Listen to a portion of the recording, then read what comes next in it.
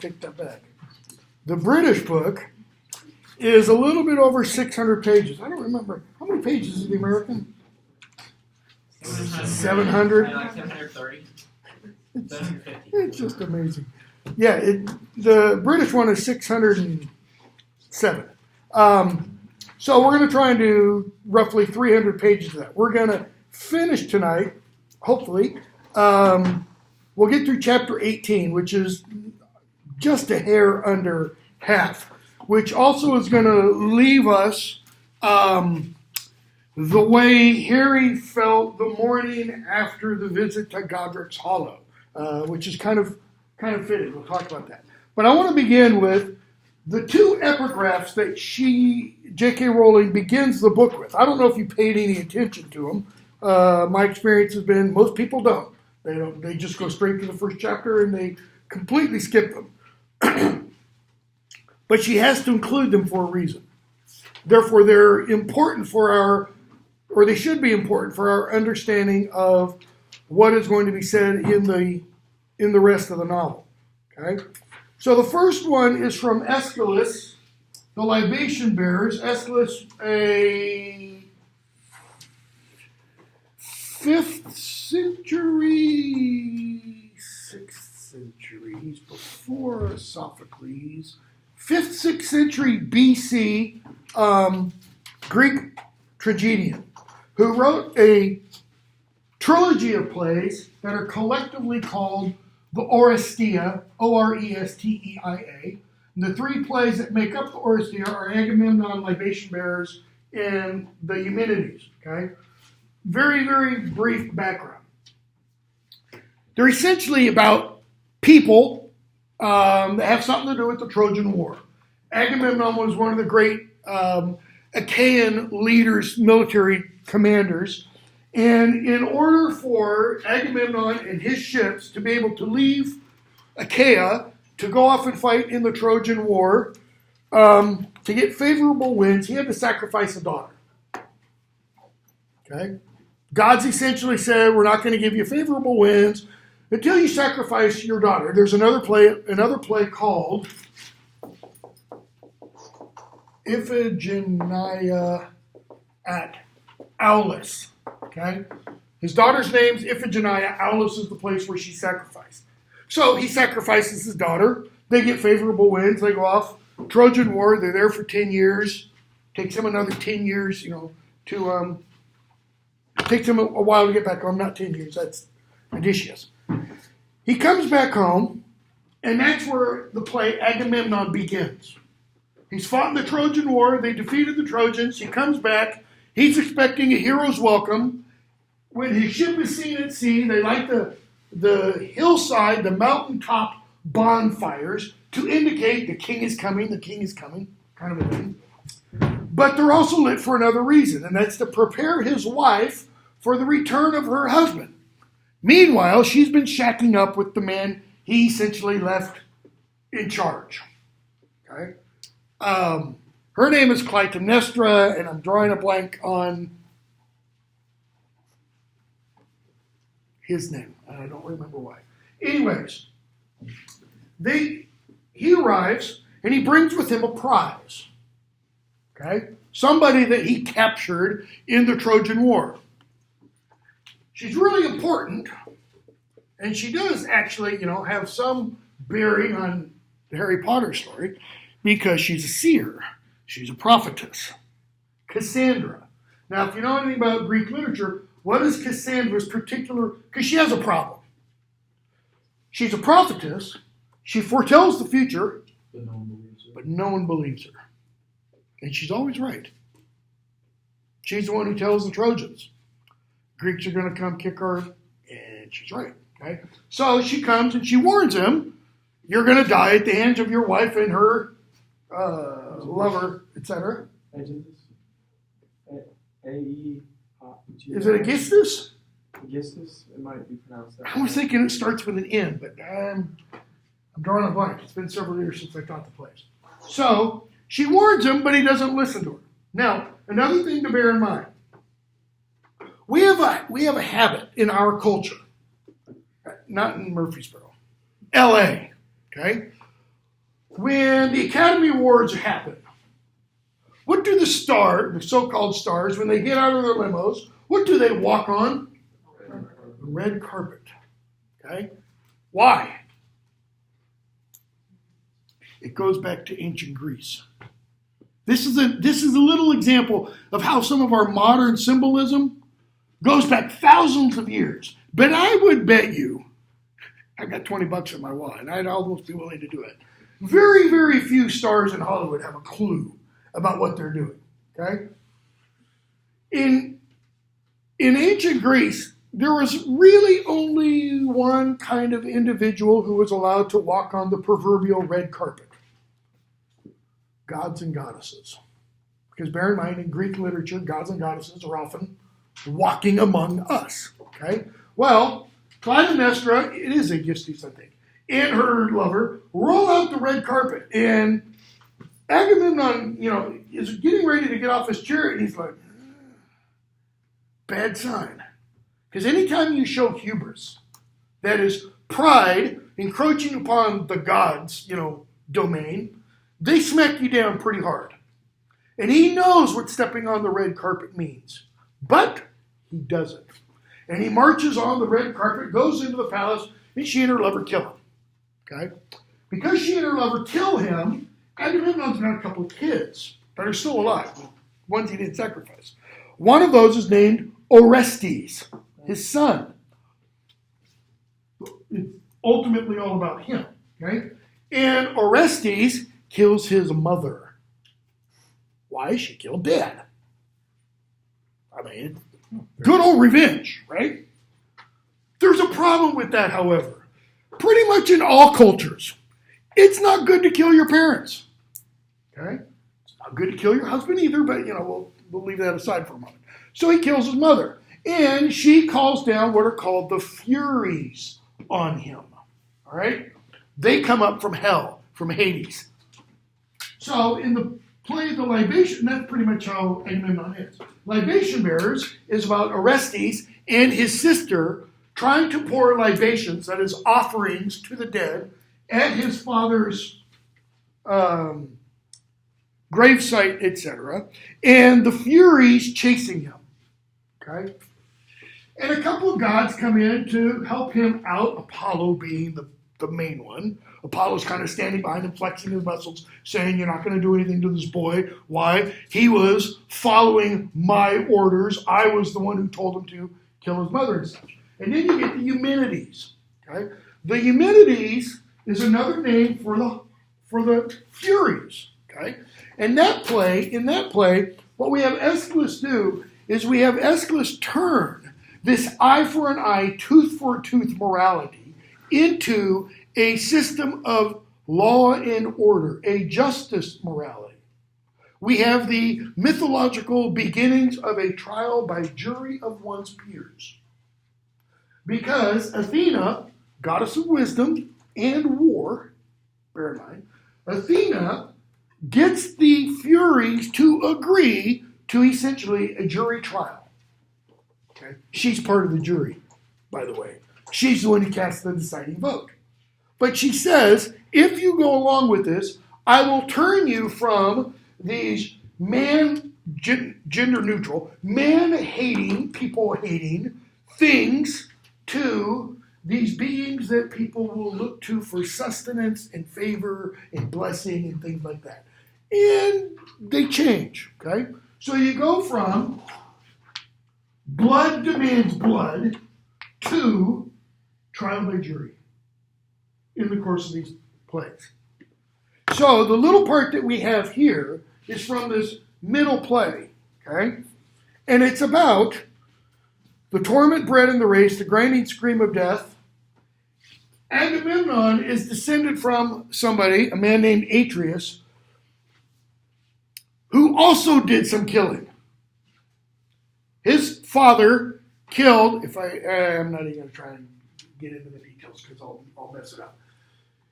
It involved killing some people and feeding children to their father in a banquet and all that kind of stuff. Okay, so there's a curse in the family, which is part of the reason why this has happened to Agamemnon. The importance of this is it settles the curse. Okay? So look at the very last 3 lines. Now hear you blissful powers underground. Those are the Furies that are being addressed. Answer the call, send help. Bless the children. Okay? Think of the epigraph in context of this book. Who are the children? Readers. Possibly, I think it's Harry, Ron, and Hermione, ultimately. Or all the children of Hogwarts, as we will see nearly all when we get to the Battle of Hogwarts. Okay? Bless the children, give them triumph now. And then we get William Penn's More Fruits of Solitude. Death is but crossing the world as friends do the seas.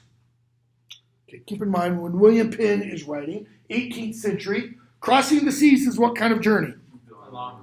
Long, it's arduous. Permanent, mostly. Pretty much permanent. I mean, yeah, you had people go back and forth. Ben Franklin went back and forth. Thomas Jefferson went back and forth between the United States and the continent. But it's about a 3-month journey. And it's not like on a big old, ocean liner cruiser. I mean, you're rocking and rolling with the waves and such. So it's crossing the world as friends do the seas. We'll take that friends do the seas and let's update it.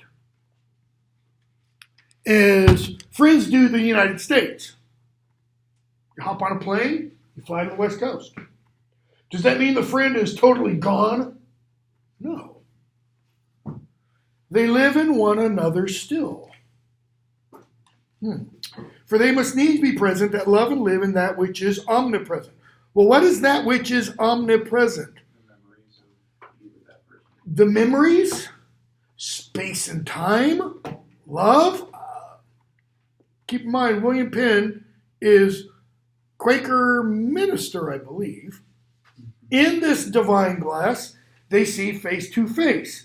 That's an echo of 1 Corinthians or 2 Corinthians, can't remember which.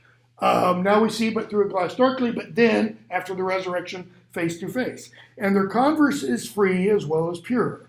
This is the comfort of friends. That means this is the consolation. This is what should bring comfort to friends. That though they may be said to die, well, what friends are we going to see die? Let's just jump to the end. Remus, Tonks, Fred, Dobby, Mad Eye. I mean, just throw them all out there, This is the comfort of friends, that though they may be said to die, yet their friendship and society are, in the best sense, ever present. Why? Because immortal. Okay? J.K. Rowling was born in 1965. Her mother was born in 1940. Excuse me, 1945. No, 19, I just looked it up.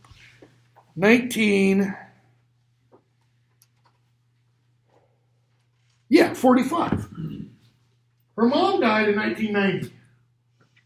J.K. Rowling was only 25 when her mom died. 1990, she had just barely begun the ideas for some of these stories. I think it was 91. Okay? I would argue she writes all of these books. I mean, if you want to go all psychobabbly, these books are therapy for J.K. Rowling. She's dealing with her mother's death through these books, which is why one of your possible paper topics for your final exam, which is already posted.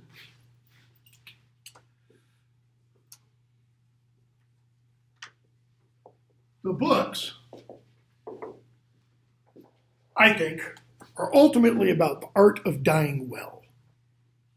How do you die, right? Because we see lots of people who don't die well. How does Quirrell die? Poorly. In the movie he does, not in the book he doesn't. How does Voldemort die? Really poorly. Okay? How does Peter Pettigrew die?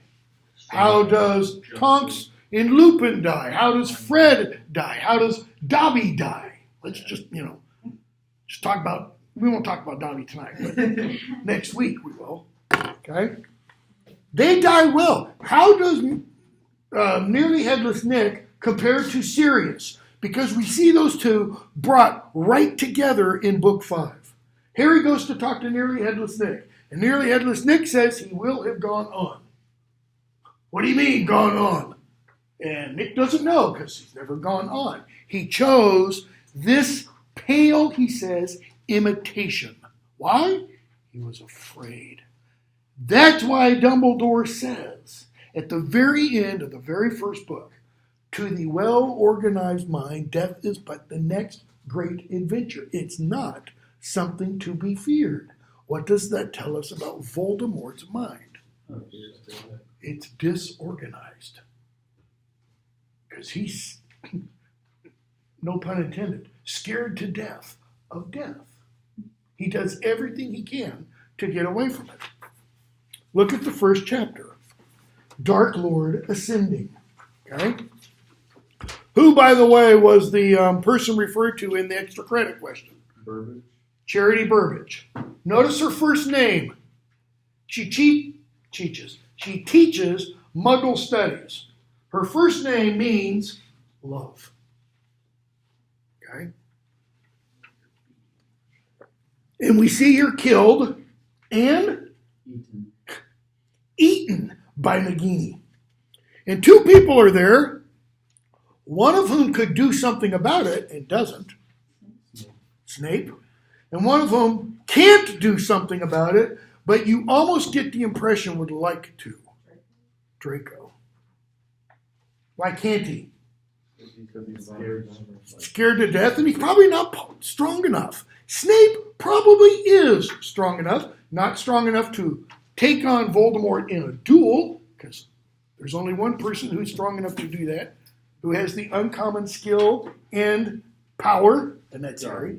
I feel like if he would have known, like, what he could have done after he disarmed Dumbledore, he could have been strong enough to do something about it. If he would have known. Malfoy? Yeah. Well, Dumbledore didn't fight back.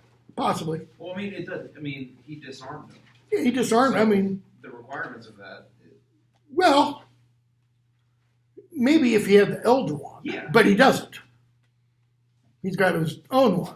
I mean, yeah, it's possible, but by that time, Dumbledore's, 9/10 of the way dead. So, I mean, pretty much. And he lets him disarm. Probably Neville could, no, not Neville here, probably Neville in the second book could disarm him at that point. Okay? 5th book, I should say. So, we see Snape and Yaxley make their way to Malfoy Manor. Okay?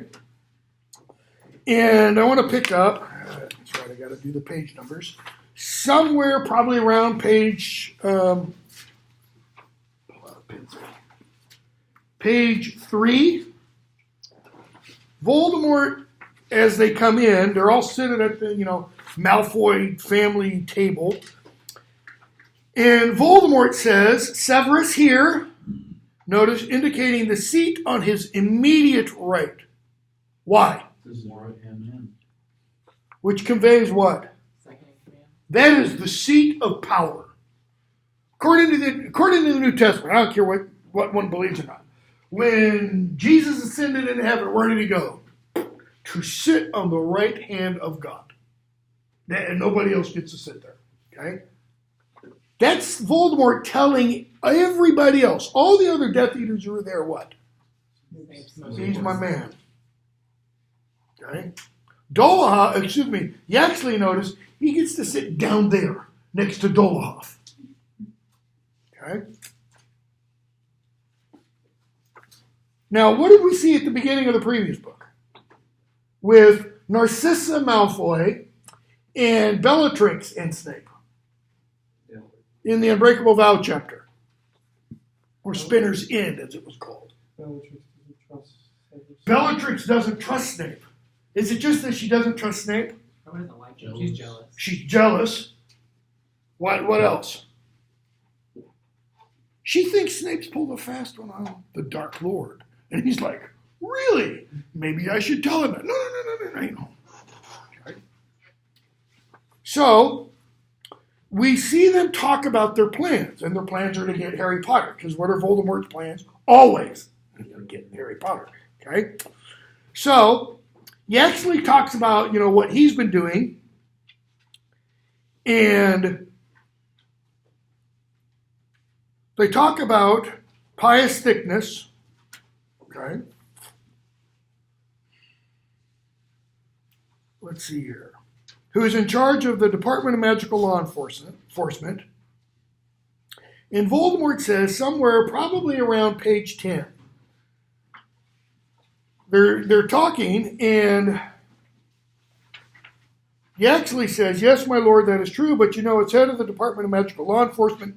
Thickness has regular contact not only with the minister himself, but also with the heads of all the other ministry departments. Who's the current Minister of Magic? Still? Scrimgeour, okay? And notice we're going to see Scrimgeour die. And how's he going to die? Not betraying him. And he's going to die well. He's going to die defending the ministry and such, okay? He doesn't go over to the other side. So, he actually finishes, and Voldemort says this. Now, you're going to think I'm crazy, but just wait. You probably already think I'm crazy, but anyways. As long as our friend Thickness, okay, what was his first name? Pious. As long as our friend Thickness is not discovered before he has, what's the next word? Converted. That is loaded religious language. You don't talk about people converting from being Democrats to Republicans, or Republicans to Democrats. Depending upon one's politics, that's being a traitor, kind of a thing, whichever side you hang on. Conversion's always religious. How so? What does it imply? Change of the soul, so to speak. Okay? It's a change of entire outlook. And he uses conversion, converted, to describe what they're doing to pious thickness, or what pious thickness is doing to the others. Now, what's going on with pious thickness, though? Why is he the way he is? He's under an imperious curse. He's the head of the Department of Magical Law Enforcement. And he can't throw off an imperious curse, which Harry learned to do in his 4th year. Even when Voldemort tried to put one on him, Harry threw it off. You got to imagine, if Voldemort puts an imperious curse on you, he's putting a lot of power into that. This isn't, this isn't Voldemort doing it to pious thickness. It's Yaxley, etc. Okay? At any rate, it remains unlikely that the ministry will be mine before next Saturday.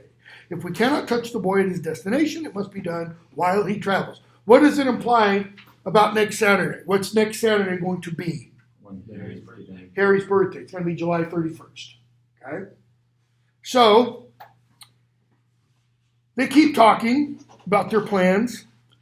Voldemort asks for Malfoy's wand. And Malfoy's like, my lord? Like, what? My what? Your wand, Lucius. I require your wand. And he looks at his wife. Not the thing to do. Your lord asks something from you. What do you do? Do it. Yes, lord. Yes, master. Okay? And so he asks him what it is, and he tells him what it's made out of. And Malfoy kind of hands his hand out, expecting this is a switch. Trade your mind for yours kind of a thing. And Voldemort's like, give you my wand? My wand? You have your liberty, Lucius. Is that not enough? In other words, you're still sucking air. Be happy. Okay? So they talk about how the Malfoys are not happy there. And Voldemort says, why do the Malfoys look so unhappy with their lot? Is my return, my rise to power, not the very thing they professed to desire for many years? And Lucius says, of course, with sweat dripping from his upper lip. Narcissa makes a stiff nod. Probably still has that look on her face, like something smelly under her feet. Okay. And then, Bellatrix goes and sucks up. Skip a couple pages. And Voldemort draws attention to their guest, who's floating in midair above the table. And he says to Snape, "Do you recognize our guest, Severus?" Snape looks up. "Oh, yes." "And you, Draco?" And we're told Draco shakes his head jerkily. The woman wakes up. "But you would not have taken her classes. For those of you who do not know, we are joined here tonight by Charity Burbage, who until recently blah, blah, blah, blah, blah, and she taught Muggle studies." One of the, Death Eater's spits, and she cries out, "Severus, please, please." Well, what happened the last time we heard someone say, "Severus, please, please"? Okay. Voldemort silences her, kills her. She drops onto the table, and he feeds her to the snake. Chapter 2. In Memoriam. Okay? Harry's bleeding. He clutches his right hand, and in his left hand, swears under his breath, he shouldered open his bedroom door. There's a crunch of breaking china. He had drawn on a cup of cold tea that had been sitting on the floor outside his bedroom door. What the? He looks around. Nobody there. Possibly the cup of tea was Dudley's idea of a clever booby trap. Keeping his bleeding hand elevated, Harry scraped the fragments of cup together with the other hand, threw them into an already crammed bin just inside his bedroom door. He goes to the bathroom, runs his finger under the tap. Okay? 4 days till his birthday. 4 days till he can practice magic without getting in trouble. So did he cut his finger or slice his hand? I'm pretty sure we're told just a little bit later, he cuts his finger rummaging in his trunk on the piece of mirror that Sirius gave him for a Christmas present to use to contact him in case he needed to, which Harry didn't do in book 5. Instead, he goes off and Sirius dies as a result. Okay. So we see a couple pages into that chapter, Harry starts to read again the In Memoriam about Albus Dumbledore by Elphias Doge.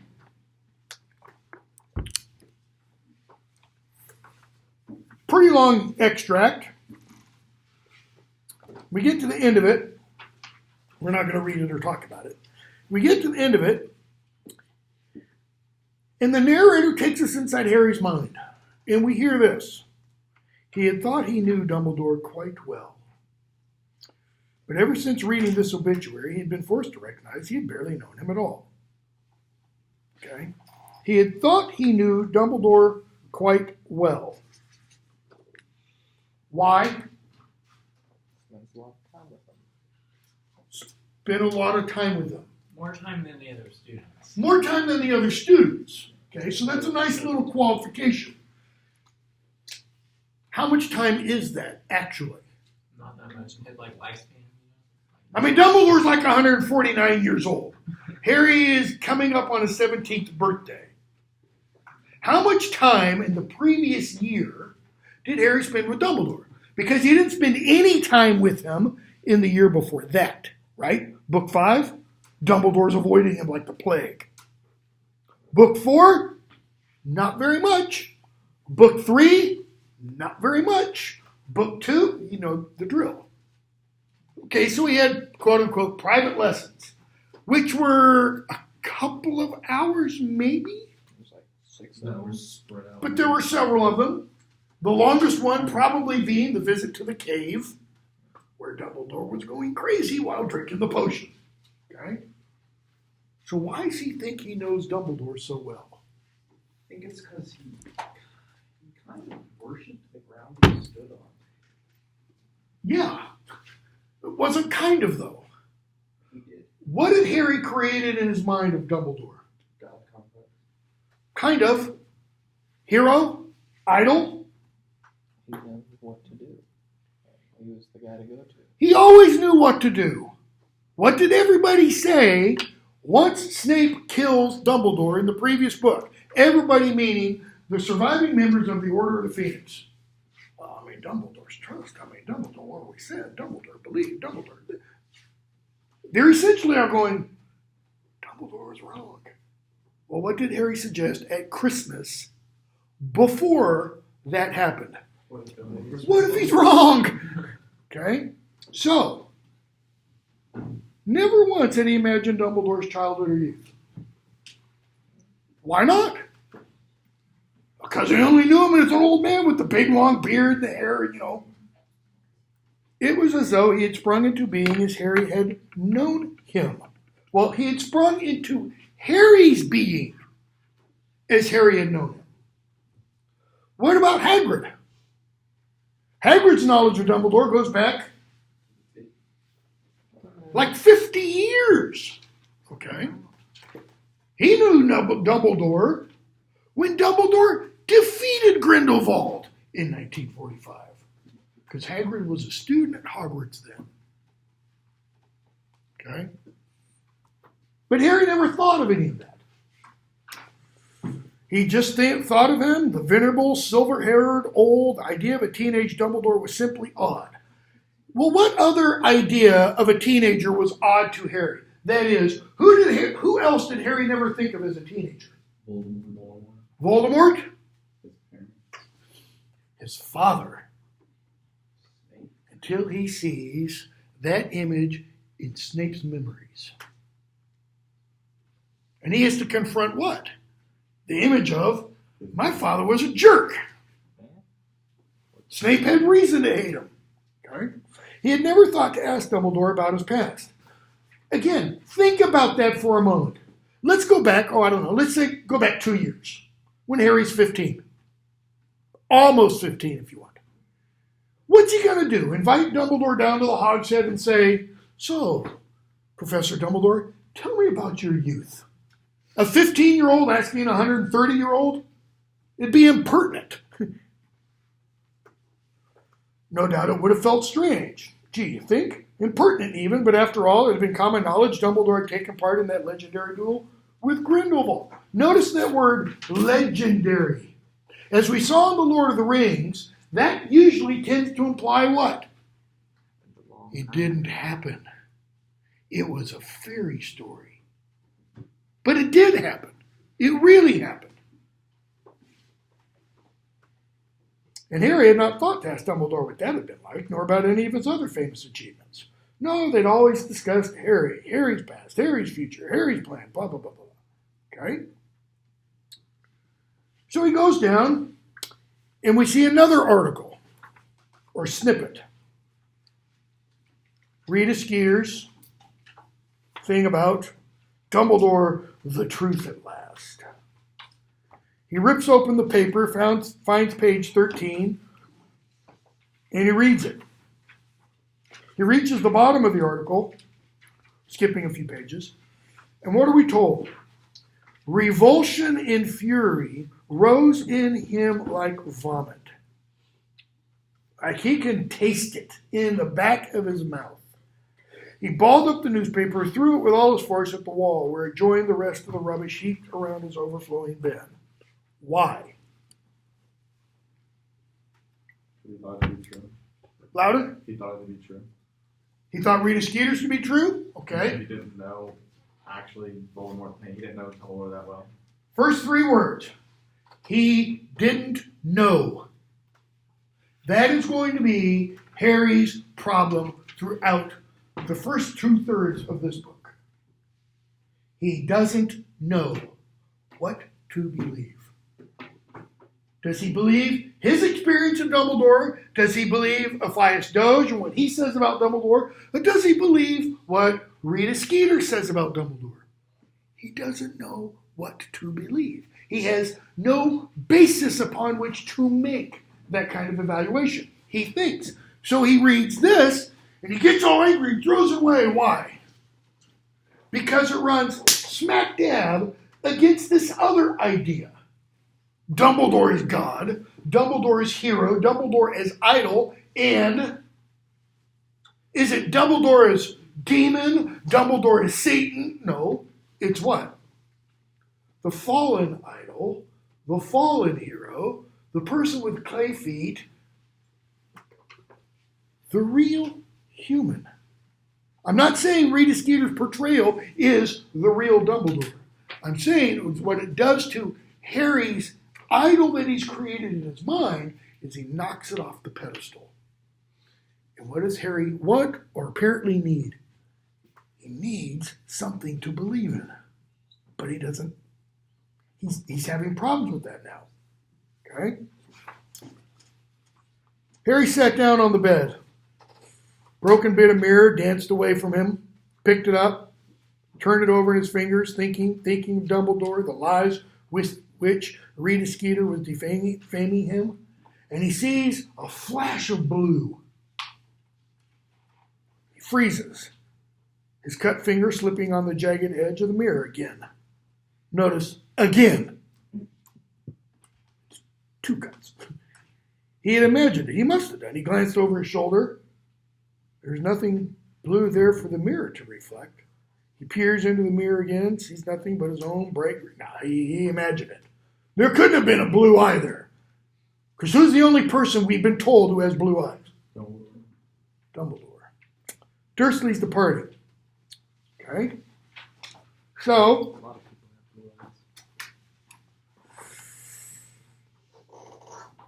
we hear Uncle Vernon say, "Changed my mind. Not leaving." We're going to skip a bit. Harry says, "Are you crazy? You out of your mind?" Let's see. 1 page under. And so he tries to explain to them what's going on. And Harry tells them, Kingsley, Shacklebolt's protecting, the prime minister, et cetera, et cetera. Vernon says, "That's right. He's the best. So we don't need to go." Okay. And Uncle Vernon, if we'd seen the CVs, resumes, if we knew the people who were coming and such, Harry loses his patience. He gets on his feet, he goes to his uncle, and he points at the TV set. Why? That's the only thing he understands. These accidents aren't accidents. In other words, what you see on the TV, they're not accidents. The bridge that was destroyed in the previous book, not an accident. The supposed hurricane in the West Country, not an accident. The Vance and Bones murders, not accidents. The derailments, the crashes, explosions, people are disappearing and dying, and he's behind it. Voldemort. I've told you that. Oh, I never noticed that before.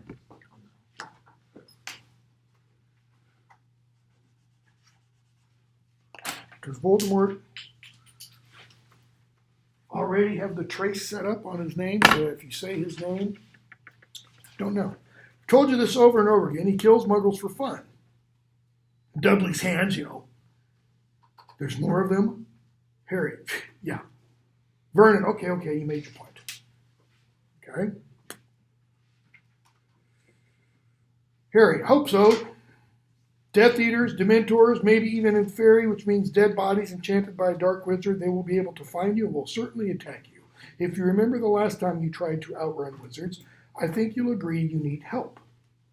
There's a brief silence. They hear Hagrid smash down the front door. Okay. But what about my work, says Vernon. What about Dudley's school? I don't suppose those things matter to a bunch of layabout wizards. My work. When Harry says all this stuff about what the Dementors, what the Inferi, etc. will do, what's he trying to get Vernon to think about? Is it his own personal safety? Dudley's, Petunia's. He says, well, what about my work? Man's got his priorities straight. Man's got his priorities straight. Well, what's going to happen to his coworkers if a bunch of Dementors show up? Did. You think they're gonna, we can't touch them. This is a gun-free zone. No, they're gonna do what? It'll be gone. They will torture and kill you like they did my parents. Dudley, Dad, I'm going with these order people. Dudley, for the first time in your life, you're talking sense. And Harry knows battle's won. That is, whatever Dudley wants, Dudley gets, right? Because Dudley's spoiled. He's still spoiled. Okay? So they keep talking. The order arrives. They talk back and forth. There's a little, stuff going on. Hestia Jones says, we should wait outside so Harry can have his goodbyes with his family and such. Harry's like, there's no need. This is good. And Uncle Vernon says, well, this is goodbye then, boy. He swings his right arm upwards to shake Harry's hand. He starts, but at the last moment, draws it back. Closes his fist. Aunt Petunia, ready, diddy. Dudley doesn't answer. Vernon, come along then. So Vernon and Petunia start to head towards the door. And Dudley's rooted like a tree. I don't understand. What don't you understand, Popkin? Pages 39 and 40, I think this is. Petunia says. Dudley raises the hand and points it at Harry. Why isn't he coming? What's Dudley's question presuppose? If we're in danger, he's in danger. Why isn't he coming with us? What? Why isn't he coming too? Well, he doesn't want to. You don't want to, do you? Harry, not in the slightest.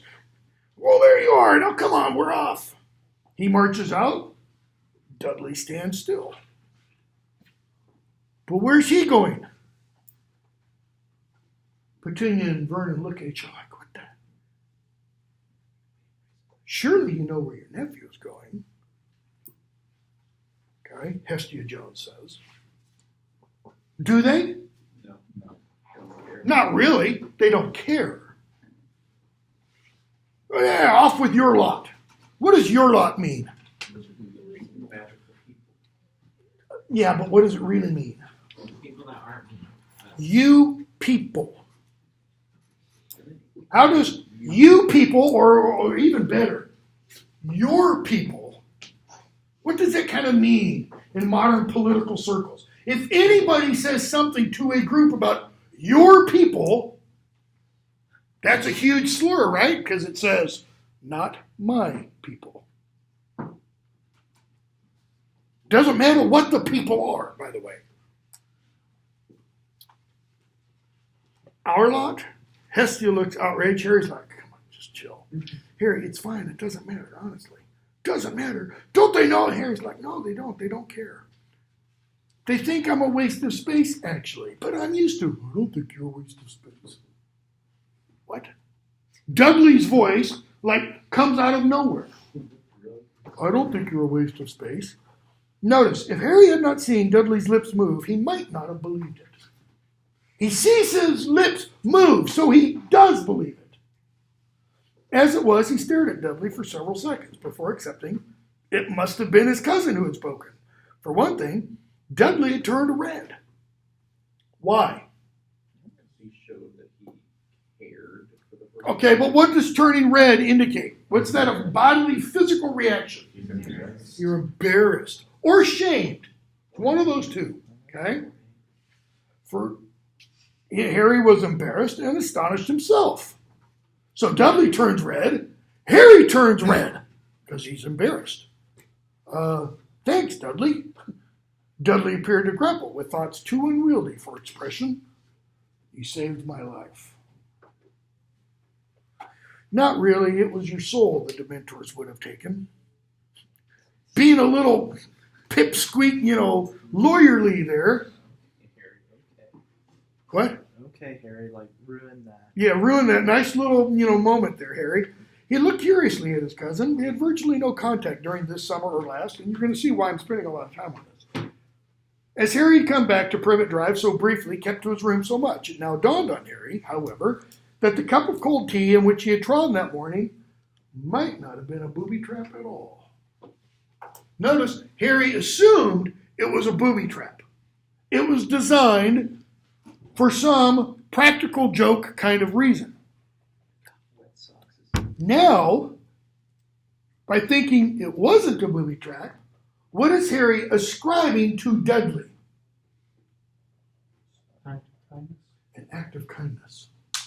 An act of compassion. Which, this is Dudley we're talking about. Although rather touched, he was nevertheless quite relieved that Dudley appeared to have exhausted his ability to express his feelings. In other words, you saved my life is pretty much it. After opening his mouth once or twice more, Dudley subsided into scarlet-faced silence. Petunia, however, burst into tears. Hestia Jones looks at her. So sweet, Dudley, such a lovely boy, saying thank you. Notice, Petunia interprets Dudley's words to mean thank you. And Hestia Jones doesn't. He hasn't said thank you at all, says Hestia. He only said he didn't think Harry was a waste of space. Notice, Hestia, she's a good literalist. All he means is, you're not a waste of space. Petunia, who is on Dudley's side, naturally, takes Dudley's words and interprets them in the kindest, most grandiose way possible. And then notice what Harry does. Harry comes down, essentially, on Petunia's side. Against his lot's side. Yeah, but coming from Dudley, that's like I love you. That's Harry, as he does repeatedly in the novels, here's what somebody says, and he puts it in his own words. He tells us how he understands that other person's words to mean. And Harry understands Dudley saying, you saved my life, to, or you're not a waste of space, to, I love you, Harry. Now, that is an amazing thing on Harry's part. That is exactly what Dumbledore is talking about when he tells Harry in book 5 and in book 6 about his uncommon power, his ability to love. Because that takes what on Harry's part? And shows what on Harry's part? Louder? Maturity. What else? Compassion. Empathy. Harry is stepping there kind of in Dudley's shoes. You know, what did he say? He's going to say it later, where he's going to talk about Dudley's new soul. Torn between, so he says this, I love you. Torn between annoyance and a desire to laugh as Aunt Petunia continued to clutch at Dudley. Okay? Vernon, are we leaving, etc., etc. So, they get ready to leave. Dudley releases himself from his mother's clutches. He walks over towards Harry, who's, reaching for his wand because he's not sure what's going to happen, who had to repress an urge to threaten him with magic. Then Dudley held out his large pink hand. Look at Harry's response. Blimey, Dudley. Did the Dementors blow a different personality into you? Well, that's kind of a way of saying what? You changed. How, though? What happened to Dudley seemingly as a result of his experience with the Dementors? He got more of a soul. He got more. He got a new soul. It's like that was Dudley's death, burial, and resurrection. Because he's not the same Dudley. Not by any means. Now, notice, we've not seen Dudley really at all from that moment in book 5, other than sitting between his parents when Dumbledore shows up in this point. It's almost like Rowling leaves Dudley alone for the simple reason that whatever it was that happened to him has got to percolate. It's got to work all the way through him. Did the Dementors blow a different personality into you? Don't know. See you, Harry. Notice, it's not by. By often implies, You're not seeing him again. you're out of here. See you, Harry. And then Harry kind of seals what I call the compact with his final words to Dudley. Maybe, that is, maybe I'll see you. That's a vibe. Okay? Take care, Big D. Now, in the context, what does the Big D mean? He sees Dudley as a friend. Louder. He sees Dudley as a friend. He sees Dudley as a friend. What else? Definitely. What kind of friend? Keep going. Who calls Dudley Big D? This gang. Harry is part of Dudley's gang. Harry's putting himself there in that kind of context, in that kind of relationship. Why? That's a power structure Dudley understands. So that when Harry calls him Big D, notice he doesn't call him Ickledidikins like he did in Book 5 when he was just trying to needle him. By calling him Big D, he uses language Dudley can totally understand and not have to interpret. It's crystal clear to Dudley. He's telling Dudley, I acknowledge you as over me. I acknowledge you as the leader of our group. Okay? Maybe not from our perspective, literally. That is, Harry's not going to go, and after I kill Voldemort, yeah, man, we're going to go find Mark Evans and we're going to beat the snot. Not like that. Okay? Because I partly think, I could be totally wrong here, that Dudley's gone. By having a quote-unquote new soul breathed into him, Dudley understands a little bit more about right and wrong, good and evil, death and life, etc., etc.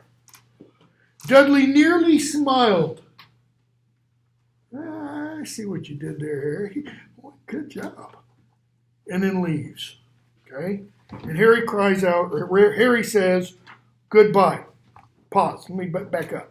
Aunt Petunia, whose face had been buried in her handkerchief, looked round at the sound. She did not seem to have expected to find herself alone with Harry. Hastily stowing a wet handkerchief into her pocket, she said, well, goodbye. Marches towards the door without looking at him. Harry says goodbye. She stops and looks back. For a moment, Harry had the strangest feeling she wanted to say something to him. She gave him an odd, tremulous look, seemed to teeter on the edge of speech, but then burst out. Why is that little tiny vignette significant? Who is this, after all, for Harry? His only aunt. His mother's sister. Yeah, I mean his aunt, but his mother's sister. The really last remaining blood relative. Yeah, Dudley's there too, but the blood's been diluted because of Vernon. Okay? So, the 7 Potters. We have them all show up. The Order show up. And they've got to steal some of Harry's hair to make Polyjuice Potion. When Harry, Ron, and Hermione made the Polyjuice Potion in the second book, Crab and Goyle, what did it look like? Boogers. Snot. Utterly vile, because it was a big pot of it. Okay? So imagine stirring a big pot of snot. Okay? What's Harry's look like? Gold. We're told. As soon, Harry dropped the hair into the, notice, mud-like liquid. I think what that means is the liquid looks like mud. It's dark brown. It's thick, viscous. He drops his hair into it, and as soon as it made contact with its surface, the potion began to froth and smoke, and all at once it turned a clear, bright gold. Why?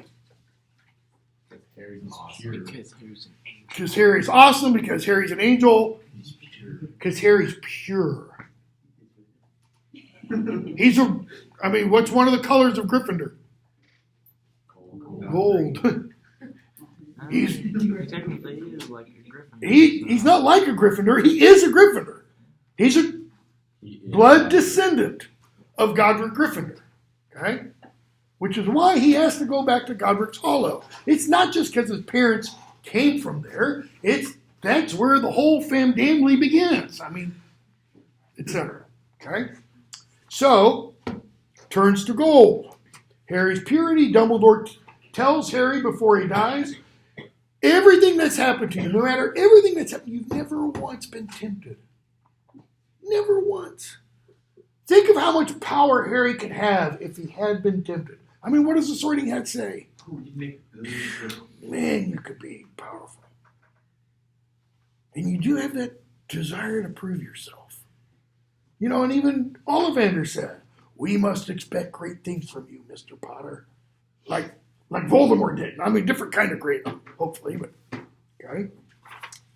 So, who does Harry leave with? Why? Because Hagrid's the first one that came to get him. 1 and 7 are connected. Harry arrives with Hagrid on a motorcycle without anything. He leaves on a motorcycle with Hagrid and first death, by the way, Hedwig, but Hedwig doesn't arrive at their location. Just as when Harry arrives at number 4 Privet Drive, he doesn't have anything with him. When he arrives at the Tonsils, nothing with him. So he arrives the same way he began. 2 goes with 6. We can talk about the ways. 3 goes with 5. And 4 sits off on its own. As I've said before, 4 is like this. It's the connecting between the first 3 that are kind of light, not nearly as dark, and the last 3, which are really dark. And number 4 introduces the first murder in the first chapter. And then we're going to start seeing murders galore. Okay? Is that the British version? Yes, this is the British version. Okay? So, Hedwig dies. And we see Voldemort attack. Last couple pages of the chapter. Okay?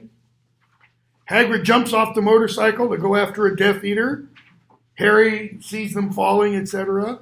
And we hear Avada from Voldemort. As the pain from Harry's scar forced his eyes shut, his wand, we're told, acted of its own accord. He felt it drag his hand around. So it sounds like Harry's gripping the wand, right? Because you wouldn't, hold your wand like this because it's too easy to lose it. And it pulls his hand round like some great magnet. Saw a spurt of golden fire, Harry's gold. First things he did when he waved the wand was red and gold sparks. Through his half-closed eyes, heard a crack and a scream of fury. The remaining Death Eater yelled. Voldemort screamed, no. Behind him came another scream. Give me your wand, Selwyn, give me your wand. In chapter 5, fallen warrior, and what's the very first word? Very first word. Hagrid? Now, that's sick on J.K. Rowling's part. Because what's she doing there? She's making her readers, and an awful lot of them started reading these books when they were 9, when they were first, in terms of the first publication, when they were first published. And they've grown up with Harry and Hagrid right there by his side all the time. And we think, no, not Hagrid. You can't kill Hagrid. Anybody else, you're already off Dumbledore, so. Just like you also think, no, not Lupin, no, not Fred, no, not Dobby, no, not, But at least the 2 Creevy brothers, at least they both bite it. Okay. So, Hagrid, talk to me. But the dark mass did not start. It's not just the first word. It goes on for a bit. And then we see Hagrid opens his eyes. It's not Hagrid. Okay? Who is it? It's Mad-Eye. And slash Hedwig. Yeah, but Hedwig's not a warrior. Hedwig's I stupid. mean, he took last form. Yeah, okay. So they start talking. Mrs. Weasley, wants to make sure you are the real Harry, right? And Harry's yes. Okay. She says, "Thank goodness you're all right." Hold on, what page around is this? 5 pages, somewhere around 67 or so. So Lupin asks Harry to make sure it's really Harry. What creature sat in the corner first time Harry Potter visited him? Harry's like, really? Grindy low. Okay. Hagrid, how come you're not asking me? Has to do with Polyjuice Potion. So, Harry says, none of the Order would have told Voldemort we were moving tonight. The idea was dreadful to him. He could not believe it of any of them. Voldemort only caught up with me towards the end. He didn't know which one I was in the beginning. If he'd been in on the plan, he'd have known from the start I was the one with Hagrid. Why? Well, other than, if somebody had spilled the beans. Who'd he go after first? Mad-Eye. Why? Because he's He's a badass warrior, man. I mean, everybody knows about Mad-Eye Moody. And so they're thinking, put the kid with the strongest aura there is. Lupin, he caught up with you? How did you escape? Harry explains. What do you mean they recognized? What had you done? Harry, I saw Stan Shunpike. Bloke who was conductor on the night bus. Tried to disarm him instead of, he doesn't know what he's doing. He's Imperious. Lupin looked aghast. Harry, the time for disarming is past. These people are trying to capture and kill you, at least stun if you aren't prepared to kill. Lupin's thinking what? We're in a war. You don't stun, okay? Or you don't disarm. Okay. So Harry says, we're going on, I'm being attacked, and there's Stan Shunpike. And what does Harry think about? Stan's well-being. Okay. Lupin, you should have stunned him. Harry, okay, let's talk about this, Remus. We are hundreds of feet up. Stan's not himself, right? He's under an Imperious curse. If I stunned him and he'd fallen, he'd have died the same as if I'd used Avada Kedavra. Expelliarmus saved me from Voldemort 2 years ago. Lupin was reminding him of the sneering Hufflepuff Zachariah Smith. And that is, Lupin's not going, remember Zachariah Smith. Lupin's acting like Zachariah Smith. You never want to act like Zachariah Smith, as he is portrayed in the novels, who had jeered at Harry for wanting to teach Dumbledore's army how to disarm. Lupin, yes, Harry. And notice, with the painful restraint, I kind of think implies Lupin puts on his teacher voice. And a great number of Death Eaters witnessed that happening. That is, they saw you 2 years ago. They know what you're going to do. Forgive me, but it was a very unusual move then, under imminent threat of death. Well, what did the prophecy say? He would have uncommon skill. Another word for uncommon is unusual. Repeating it tonight told them who you were. So Harry, notice, he applies a little bit of logic. That is, Hermione's gotten through to him a little bit. So you think I should have killed Stan instead? Right? I mean, you're telling me I shouldn't have Expelliarmused him. I should have stunned him. If I'd stunned him, he'd be dead. So I should have just killed him, right? Well, of course not. Okay, Lupin, what's the third alternative? What's the third way? But the Death Eaters, frankly, most people would have expected you to attack back. The Death Eaters, and then he expands that. Most people, what does he mean? I expect you to fight back. Is Harry fighting back? No. Expelliarmus is a useful spell, Harry, but the Death Eaters seem to think it is your... What's meant by a signature move? The thing you use over and over and over. The thing that everybody knows you by. Okay? You're John Hancock. Lupin was making Harry feel idiotic, and yet there was still a grain of defiance inside him. Why? Why is there a grain of defiance inside Harry? Louder? Okay. True. What else? He also thinks he's right still. Like, Is Harry right, or is Lupin right? He doesn't know. that's up to interpretation. Okay. Interpret it the hell you want. Which one do you think is right? Harry or Lupin? I think Lupin's right. I think Lupin's right. So Stan Shunpike should die. That's what it means, according to Harry's. It's okay, I'm with you. He's trying to capture me. What's Rowling doing there? She's showing the difficulty of choices, right? What did Dumbledore say at the end of book 4? It's He was talking about Cedric. If you have the choice to do what's easy and do what's right, well, sometimes that's going to end up what? Spread eagled and Avada Kedavra. Okay? Is there a right answer, a necessarily objectively right answer? Well, Does it all just totally relative to the situation? No. I don't think that's what Rowling is saying. I think, and I could be wrong, if you can argue it, prove it to me. I think Rowling is saying Harry's the right one here. Because look at the consequences of the decision. If he'd done what Remus says, what would happen to Stan Shunpike? He would be dead. Is Stan Shunpike in his right mind? Is he a responsible actor in this situation? No, he is not. He is as innocent a bystander as there could be. Does that mean there's not collateral damage in war? Of course not. But that wouldn't be collateral damage. That would be what? murder. That'd be murder. Okay, take that back. It might not be murder. Negligent homicide. Involuntary manslaughter. Okay? No, it's pretty voluntary. I mean, He didn't intend to kill him, Yeah. but it was voluntary. yeah. Okay? So, I won't blast people out of... He's acting like two people would. Sirius and James.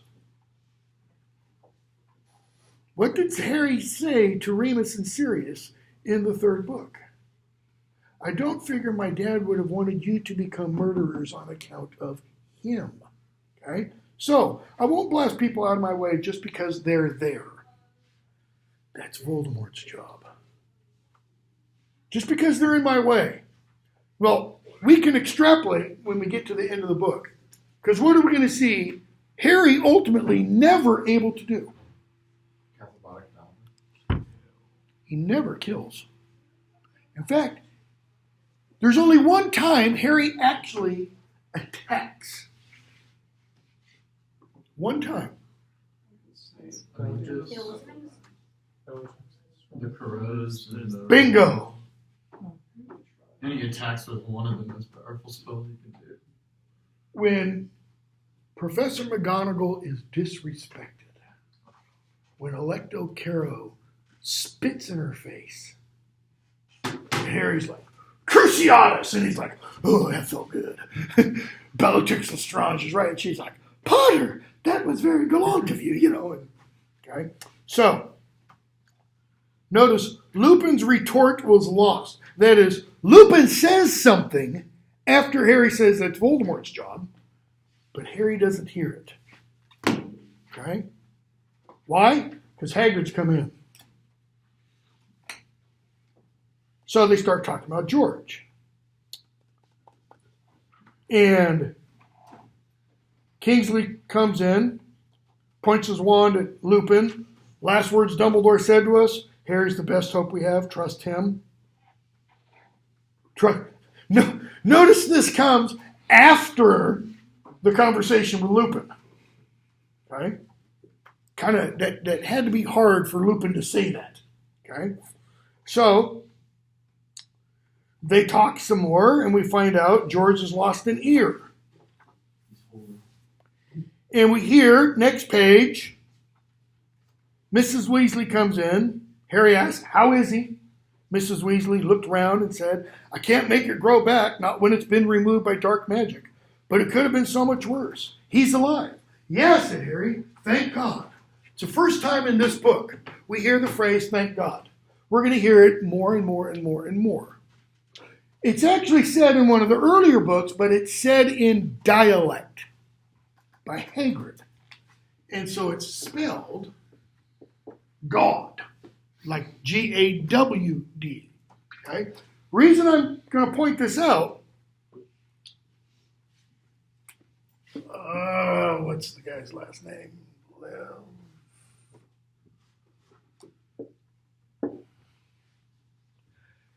When this book came out, Rowling did an interview with a writer and literary critic named Lev, maybe I'll remember it, where the title of the interview, well, actually, he done an article, then he did an interview. Title of the article was, Who Dies in Harry Potter and the Deathly Hallows? God. And he argues how God is nowhere in the book. And then he does an interview with her. And Rowling's kind of, snarky might be the word, but she's kind of like, you're a literary critic because you're not a very good reader. And she actually says he's not as absent as you think he is. I mean, she just says that literally to his face. He's not as absent as you think he is. Because his point is, who does J.K. Rowling kill in the final installment of the Harry Potter stories? She kills off God. I think that's an actual quote from his article. Okay. Well, we hear here, thank God. Generally doesn't mean much, but we're gonna hear it over and over and over again. Okay. So Mrs. Weasley, skipping a few paragraphs, says, "How do you feel, Georgie?" George reaches up for his head, and there's nothing there. Saint-like. Fred, what's wrong with him? He's thinking he's lost his mind. Saint-like, repeats George. You see, I'm holy, Fred. Holy, Fred. Get it? Okay. Notice in the book, George says, you see, I'm holy, H-O-L-Y, period. And then says, this time it's italicized, H-O-L-E-Y, comma, Fred, comma, get it? Well, what's the difference pronunciation-wise between holy and holy? There is none. So are we supposed to interpret the italics are indicating George is spelling it? Because that's not usually the way you indicate a word being spelled out in print. Usually you do that like this. You put dashes between the letters to indicate somebody is spelling it out. Okay? Mrs. Weasley sobs harder than ever. Color floods Fred's face. George, he tells George, pathetic. Pathetic. With the whole wide world of ear-related humor before you, you go for holy? Give me an ear joke. Yeah, that's what I thought. Whole wide world of ear-related humor? She gave me some more time, maybe. How much time has he had? Seconds? Could have at least said the night was not as eerie as it seems. Okay. Fred and George are both comedic geniuses here. Sure. Yeah. And apparently pretty powerfully magical from what we've seen that they can do at 3 and 5 years old. Okay. Why is this significant? George says, I'm holy and saint-like. Look at his name. Now you got to know a little bit about Christian tradition or Christian mythology at the very least. Saint George. Okay? Saint George and the dragon. Who's the dragon in this case? Snape was the one who did it. But who does Snape work for? Snape would be a demon in that case. Voldemort, okay? He calls himself holy. He calls himself saint-like. His name is George. What does he really represent for us? He's kind of a martyr. Martyrs usually are those who die for the faith, and since Voldemort can say what they're doing through pious thickness is converting people, I think it's kind of safe to say that Harry has his convertites on his side. Okay? So you get St. George. Moody literally died. Okay? And we're going to see something later on. Second half of the book. When Harry gets Moody's eye back from the Ministry of Magic, what's he do? They go off to the forest. He buries it at the base of a tree. Anybody know, other than you, what he does on the tree? It's the most enigmatic thing to me in the entire series. He uses his wand, lights up the tip of it, and he burns a cross on the tree over where he buries Mad Eye's eye. Why? Yeah, but usually you only do that across for a Christian. What if Mad Eye was Jewish? What if he was Muslim? Okay, then you put a Star of David or the crescent. What would the magical symbol be? I mean, if you're Xenophilius Lovegood, you do that. Why a cross?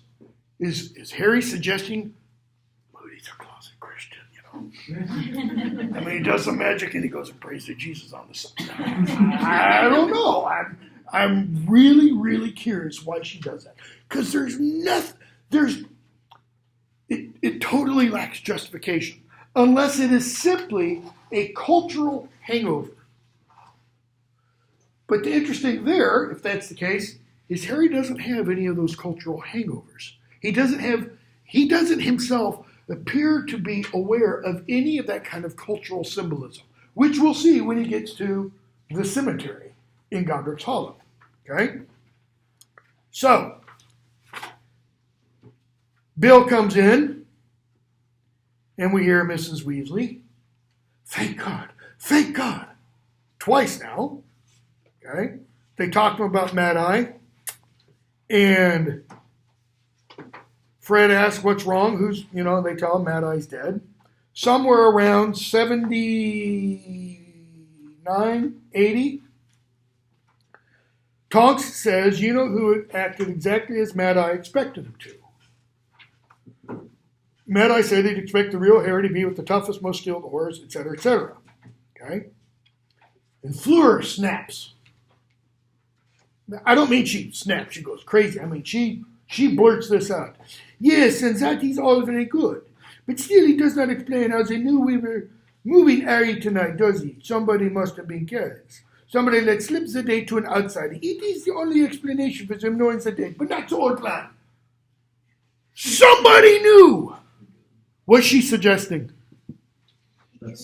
We've got a mole. We've got a mole. Snitches get stitches, man. Or Avada Yeah, or Avada Kedavras or Imperiuses or whatever. Okay?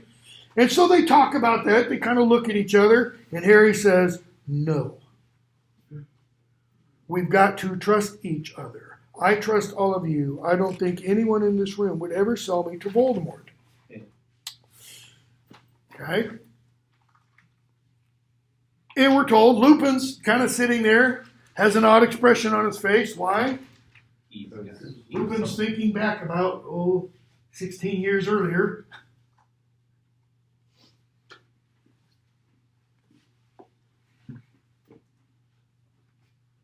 You think I'm a fool? Says Harry. I think you're like James. What's the flip side of that? James was wrong. James is dead because he was wrong. James never thought one of his friends would betray him. Who would have regarded it as the height of dishonor to mistrust his friends? Harry knew what Lupin was getting at. His father had been betrayed by his friend. Okay? So they talk about there's work to do. Bill says, I'll do it. Tonks and Fleur, where are you guys going? Mad on his body. Got to recover it. Mrs. Weasley, can't it wait, Not unless you'd rather the Death Eaters took it. Notice they still don't get there in time. Because somehow or other, Umbridge gets the eye. Okay? Why else? What are they saying? Not unless you'd rather the Death Eaters get it. What are the Death Eaters going to do to it? Desecrate it, turn it into an inferi, a zombie. Just think how scary that would be. To see the undead Mad-Eye movie, moving around. Okay? It also emphasizes this idea of the specialness of the body, that it needs to be properly taken care of. Just like we saw with Dumbledore's body, right? Notice it's entombed. Okay? So, Harry's like, I gotta leave, I gotta get out of here, you're all in danger. Hagrid bellows, you're not leaving. And Harry says, around 82 or so, didn't they understand it was for precisely that reason, or thinks, that he wanted to go now before they had to suffer any more on his behalf?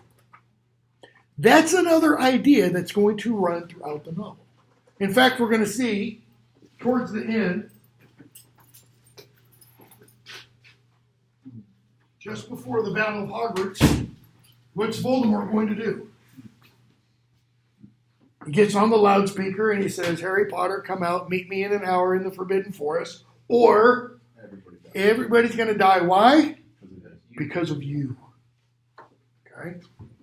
Which Harry's going to turn around in a pretty good way. It's one of the brilliant twists that J.K. Rowling does.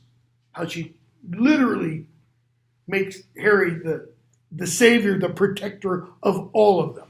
Okay? So, Hagrid says, man, just wait till it gets out. You defeated him again.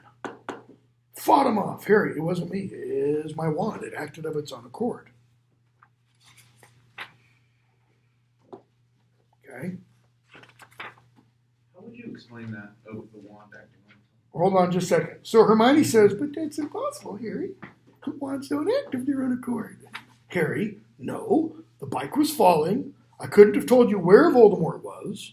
My wand, here he says, spun in my hand and found him and shot a spell at him. Earlier he said it jerked his hand around. Okay? Page 286 in this version,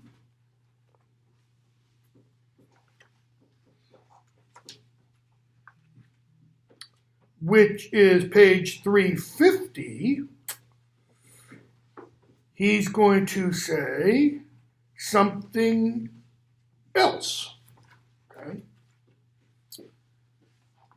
My wand spun in my hand, found him, and shot a spell at him. It wasn't even a spell I recognized. That is, something came out with me without me saying anything.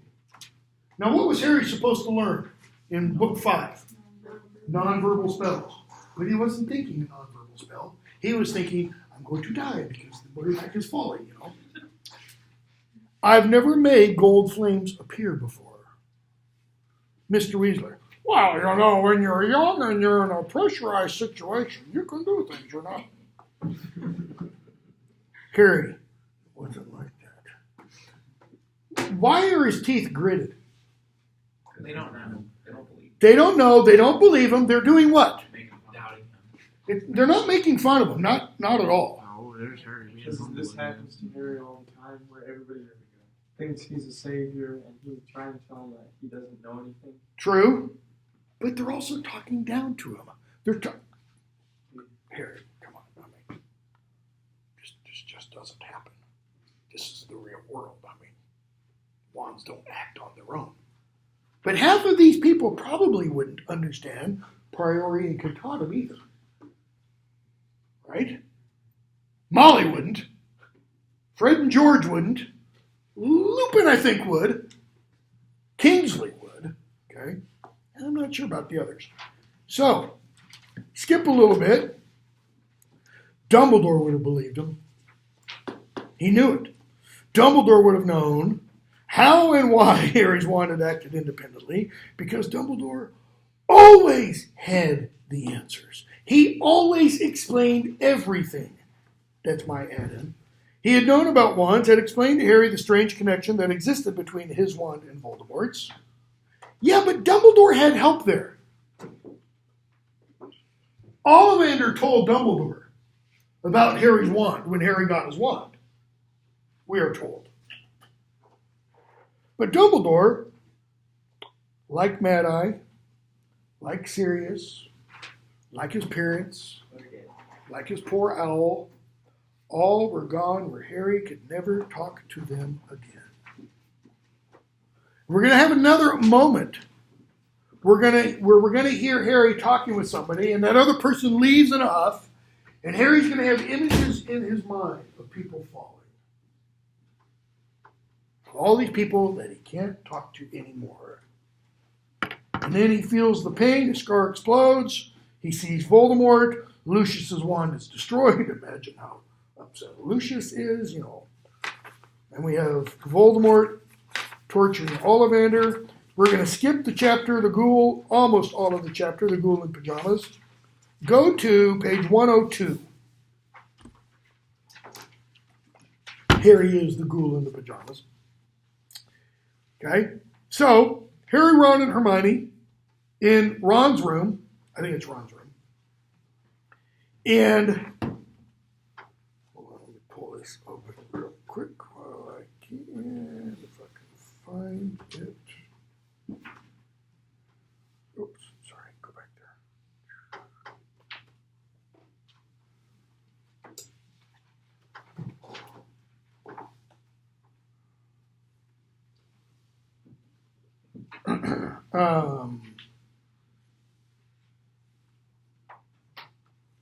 What in the world?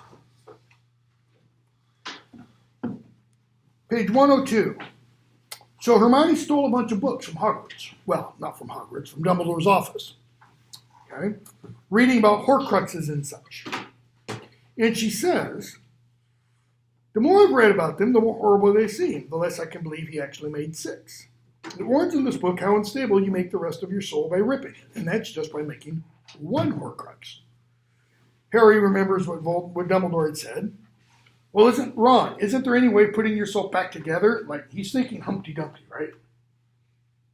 Hermione, yeah, with a hollow smile, but it would be excruciatingly painful. Okay? Notice the root of that word. Excruciatingly. It's crux. It's the same word at the root of Horcrux. It's cross. Okay? Harry, why? How do you do it? Remorse, says Hermione. You've got to really feel what you've done. Okay? There's a footnote. Apparently the pain of it can destroy you.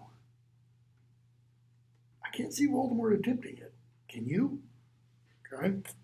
So,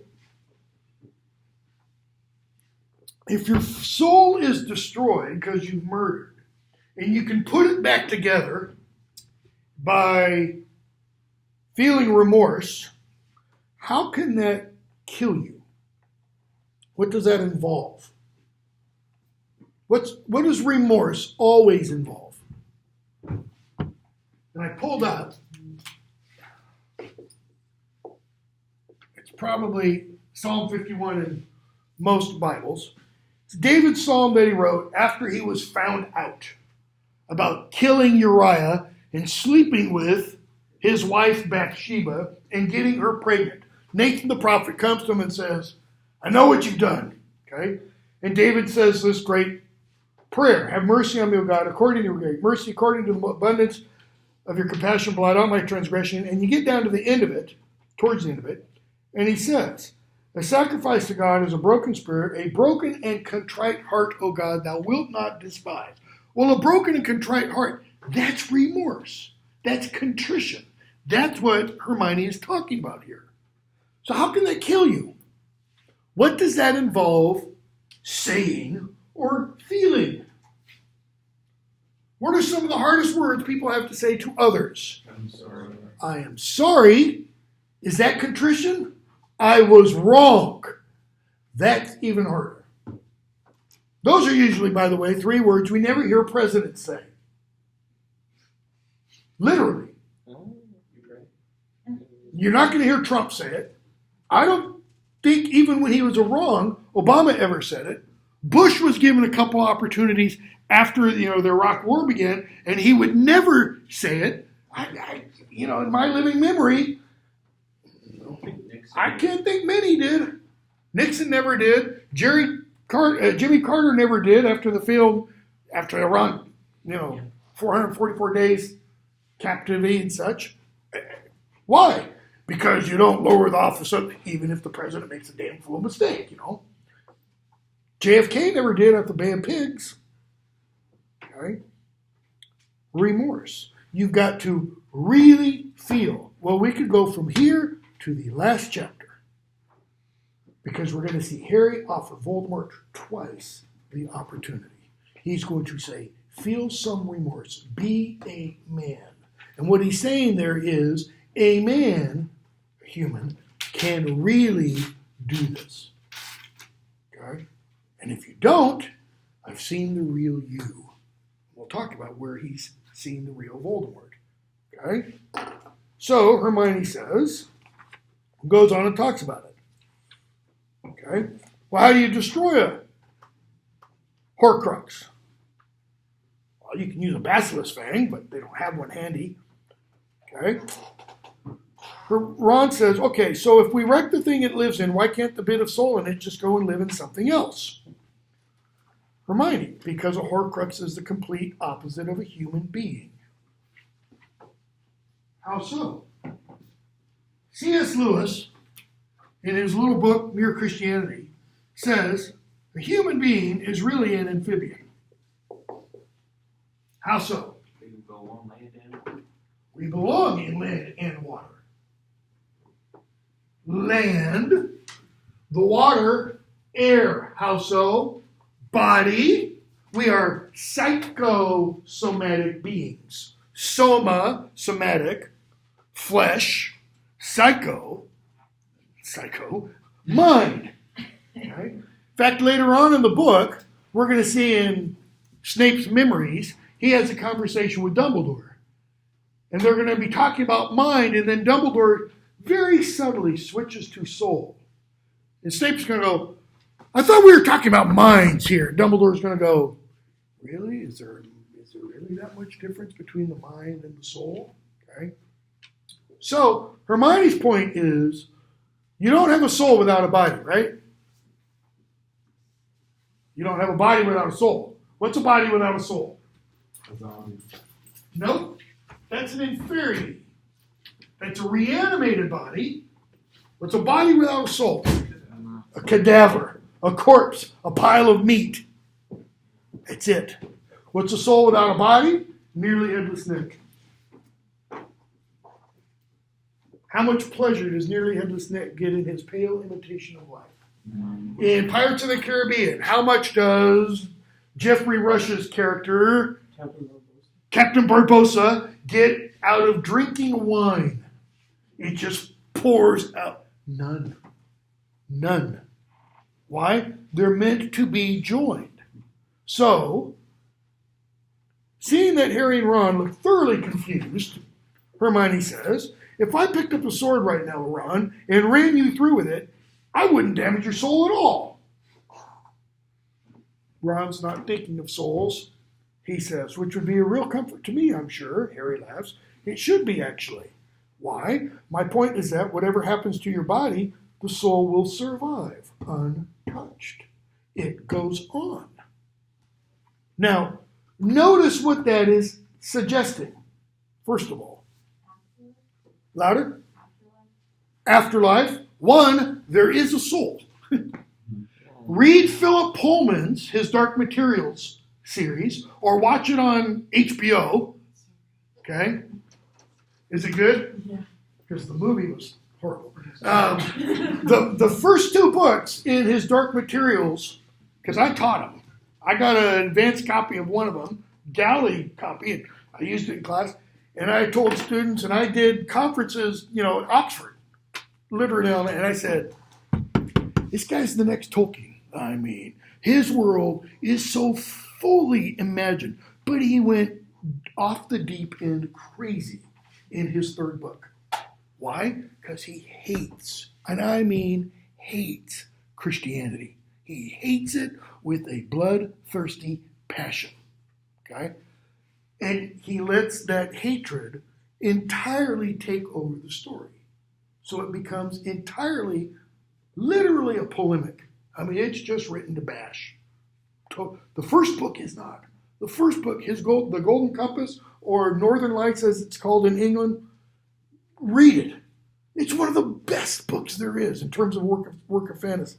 But Pullman's whole thesis is there is no such thing as the soul. Period. You die, and whatever the you that you are will just dissipate. And there's no consciousness. And if that's what someone wants to believe, that's fine. But he takes an axe to every other belief system to grind that idea, especially in the 3rd book, because you don't get that in the first one. What's Rowling doing? She's suggesting. She's not arguing. Notice there's no hard and fast, there's no beating another belief system here, okay?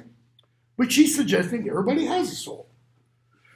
Well, she goes on, the fragment of soul inside the Horcrux, however, it depends on its container. This, God forbid, this could become a Horcrux. You could put a bit of your soul in. Some people have, You can put a bit of your soul in this. But then, if you have a basilisk fang laying around or a sword of Godric Gryffindor or something, you destroy this and a bit of your soul. I never thought about how close that, wow, social media and all that soul-sucking stuff. Talk about dementors. I mean, literally, talk about dementoring. This does more to the mind than you would be aware of. So, Harry says, the diary died when I stabbed it. So, Hermione goes on, while the magical container is still intact, the bit of soul inside can flit in and out of someone if they get too close to the object. Well, where are we going to see that? And they don't remember it. Not the diary. I mean, kind of the diary, but because it's gone. So, the locket. Oh, yeah, with Ron and Harry. With Ron and Harry. Because they each wear it, and notice where they wear it. They wear it against their skin. And what does it do to Ron? It brings out Ron's... Anger and jealousy. What's Ron's middle name? Bilious. Bilious. The root of that? Bile. Bile, Middle Ages, it's one of the humors. It's one of these 4 elements of the soul, essentially, and it produces anger. How else do we know Ron is an angry person? Symbolism. Redhead. Okay? Redheads are supposed to be fiery. Just saying. So, Hermione says, you hold it for too long, it's got nothing to do with touching it, I'm in close emotionally. So she talks about Ginny, etc. Okay? So they're learning about the Horcruxes. Chapter 7, we get the will of Albus Dumbledore. Okay? A couple pages in. Round 113. Mrs. Weasley gives Harry a birthday present. What is it?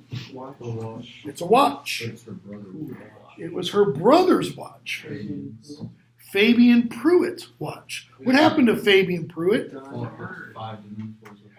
He was one of those that was in the original photograph of the Order of the Phoenix. Okay? What are we told about the watch? It's a bit dented on the back. I don't know. I find that kind of interesting because I kind of wonder if it's dented from The fighting.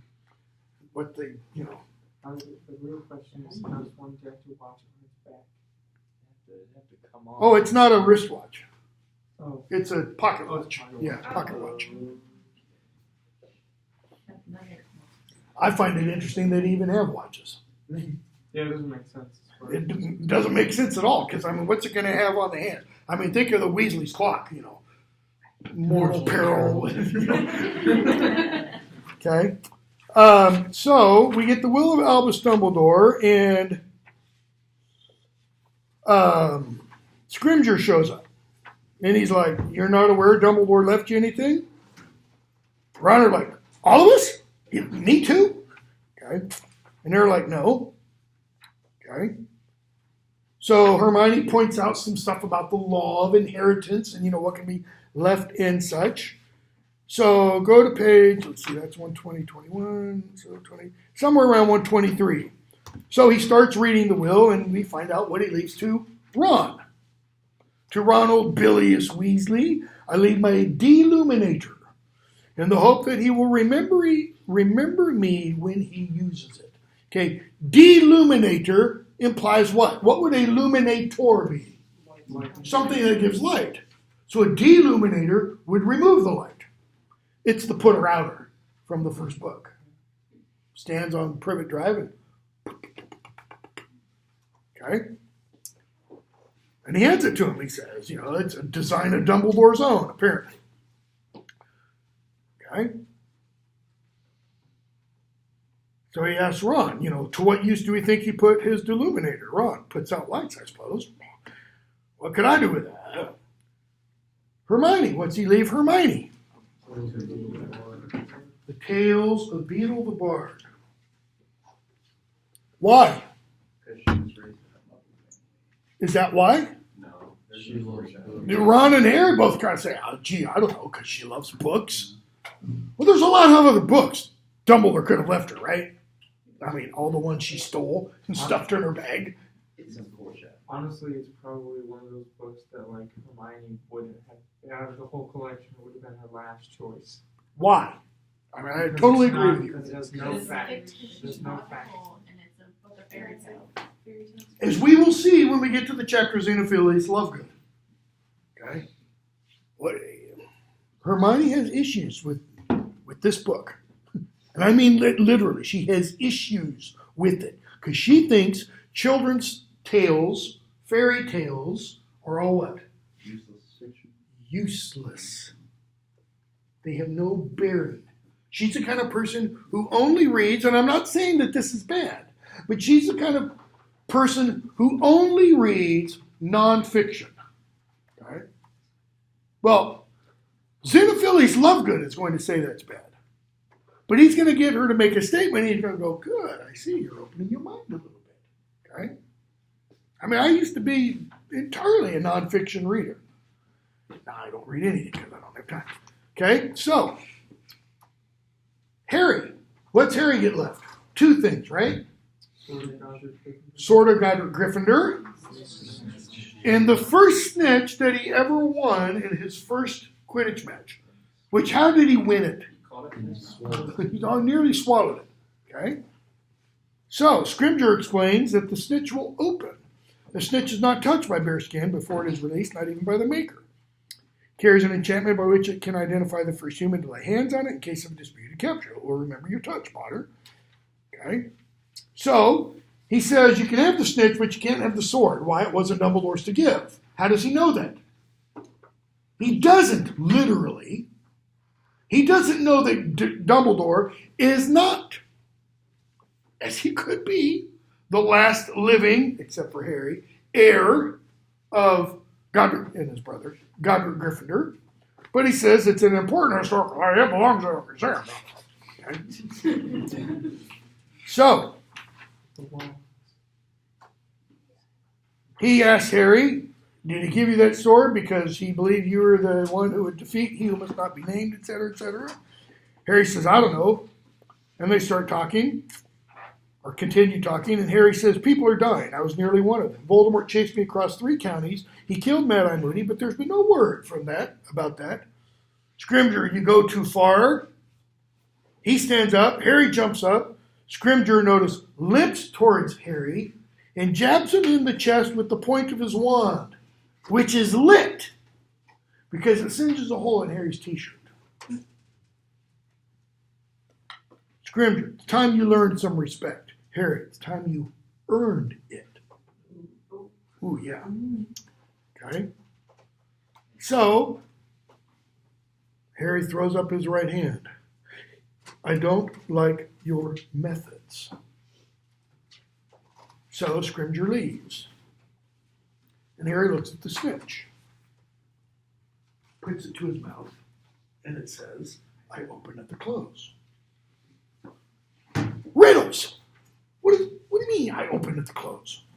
Doesn't know what it means. Okay? Next chapter, chapter 8, the wedding. And we get introduced to Xenophilius Lovegood. What a name, right?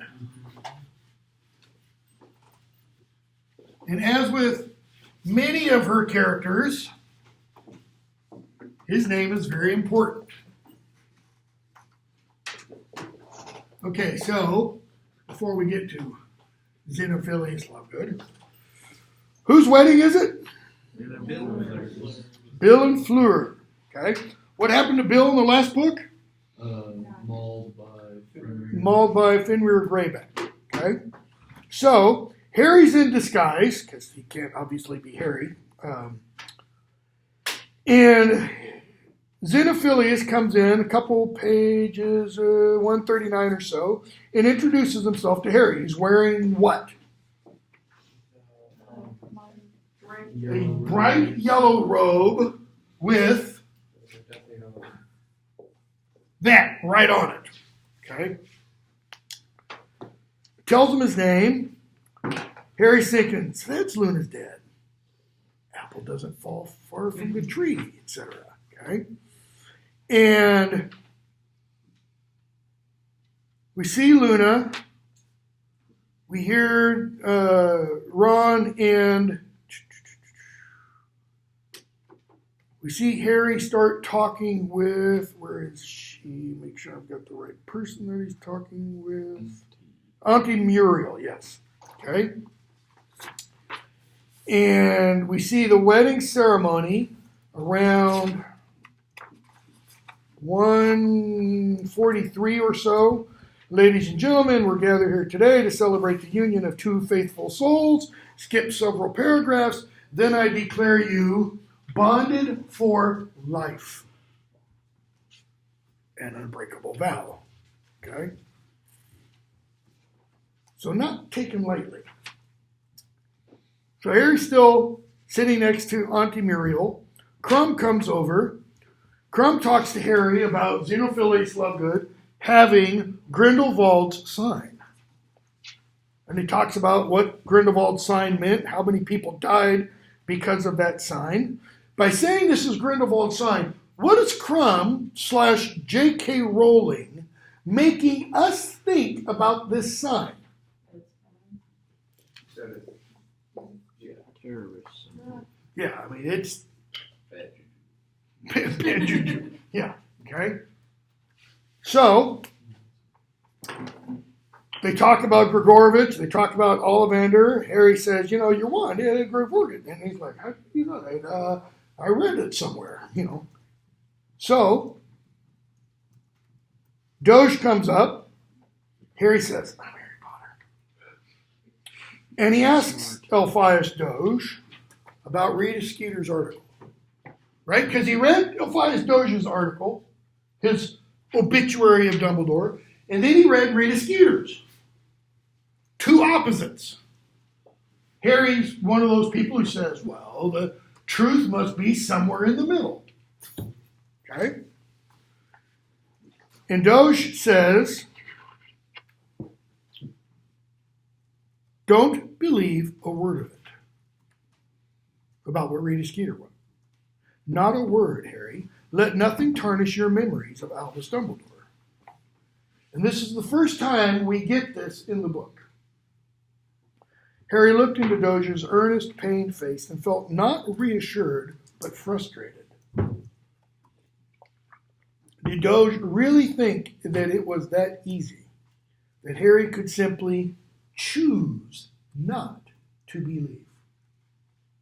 The other way of putting that is that Harry could simply choose what to believe. Didn't Doge understand Harry's need to be sure, to know everything? And so he goes and starts talking about Rita Skeeter. Doge does.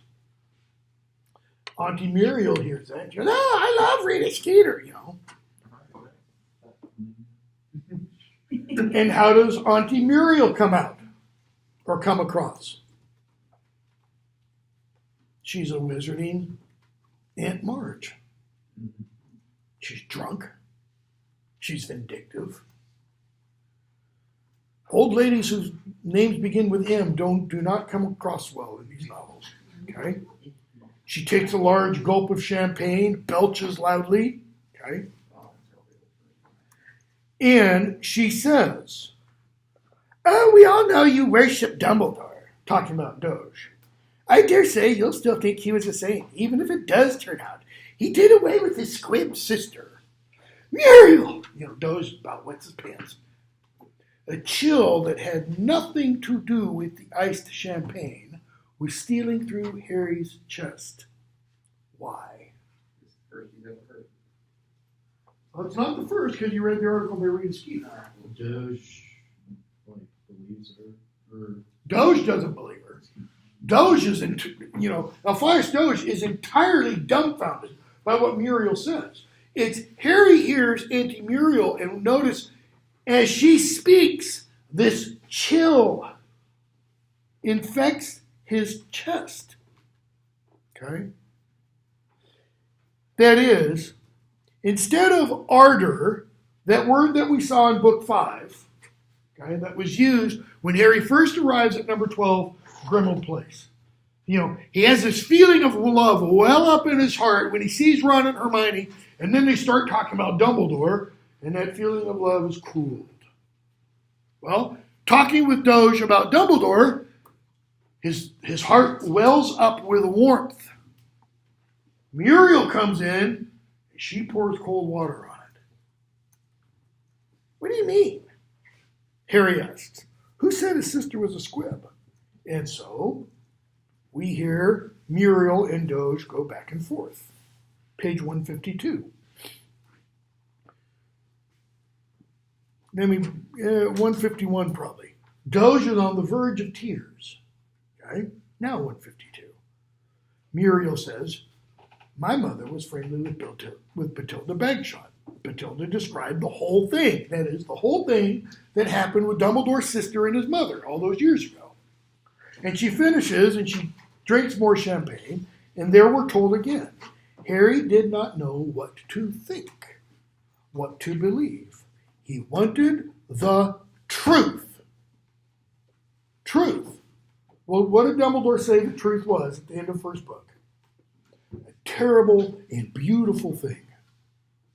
Harry could hardly believe that Dumbledore would not have intervened if such cruelty was happening inside his own house. That is, Harry has great difficulty believing that Dumbledore wouldn't have acted. And yet there is something odd about the story. Like, we're missing something. Okay? What is Harry kind of experiencing here that Snape kind of experienced once in the past? Oh, well, I was going to make a different analogy about how it's going down the road to try to know everything is one of the darkest roads you can take. Okay. Because the truth hurts. How did Voldemort learn about the prophecy? Snape. What did Snape hear? Only part of it. Only part of it. See, Harry's hearing what? Only part. He's only hearing part of the truth. That's why when somebody goes, they go to court, they're called to be a witness. And if they agree to put their hand on the Bible, and they do what? I promise to swear the whole truth and nothing but the truth. That is, not a half-truth. If you skim the truth, guess what? You're guilty of perjury. If you don't tell the whole truth that you know, and you only tell 99% of the truth that you know, you're guilty of perjury. Harry's only hearing part of the story. Well, he obviously can't hear all of it. Why? Because those who are involved are dead. Okay? Except for Batilda Bagshot. And Gillard. Not yet, at least. Yeah, in Grindelwald. Okay? Okay? So, what happens? Kingsley sins his Patronus. The ministry has fallen. Scrimgeour is dead. Hermione, they disapparate, or they apparate elsewhere. Where do they go? Tottenham Court Road. One of the busiest intersections, or Tottenham Court, one of the busiest roads in all of London. Okay? And they go there. They go into a diner. Notice it's Harry that protects Ron and Hermione. Hermione mentions Voldemort's name that draws the Death Eaters. It's Harry that realizes what they're doing, and he acts without conscious thought and stops them, etc. So they leave again. Okay? And they go off to number 12, Grimmauld Place. Hermione says the name again. Page 175.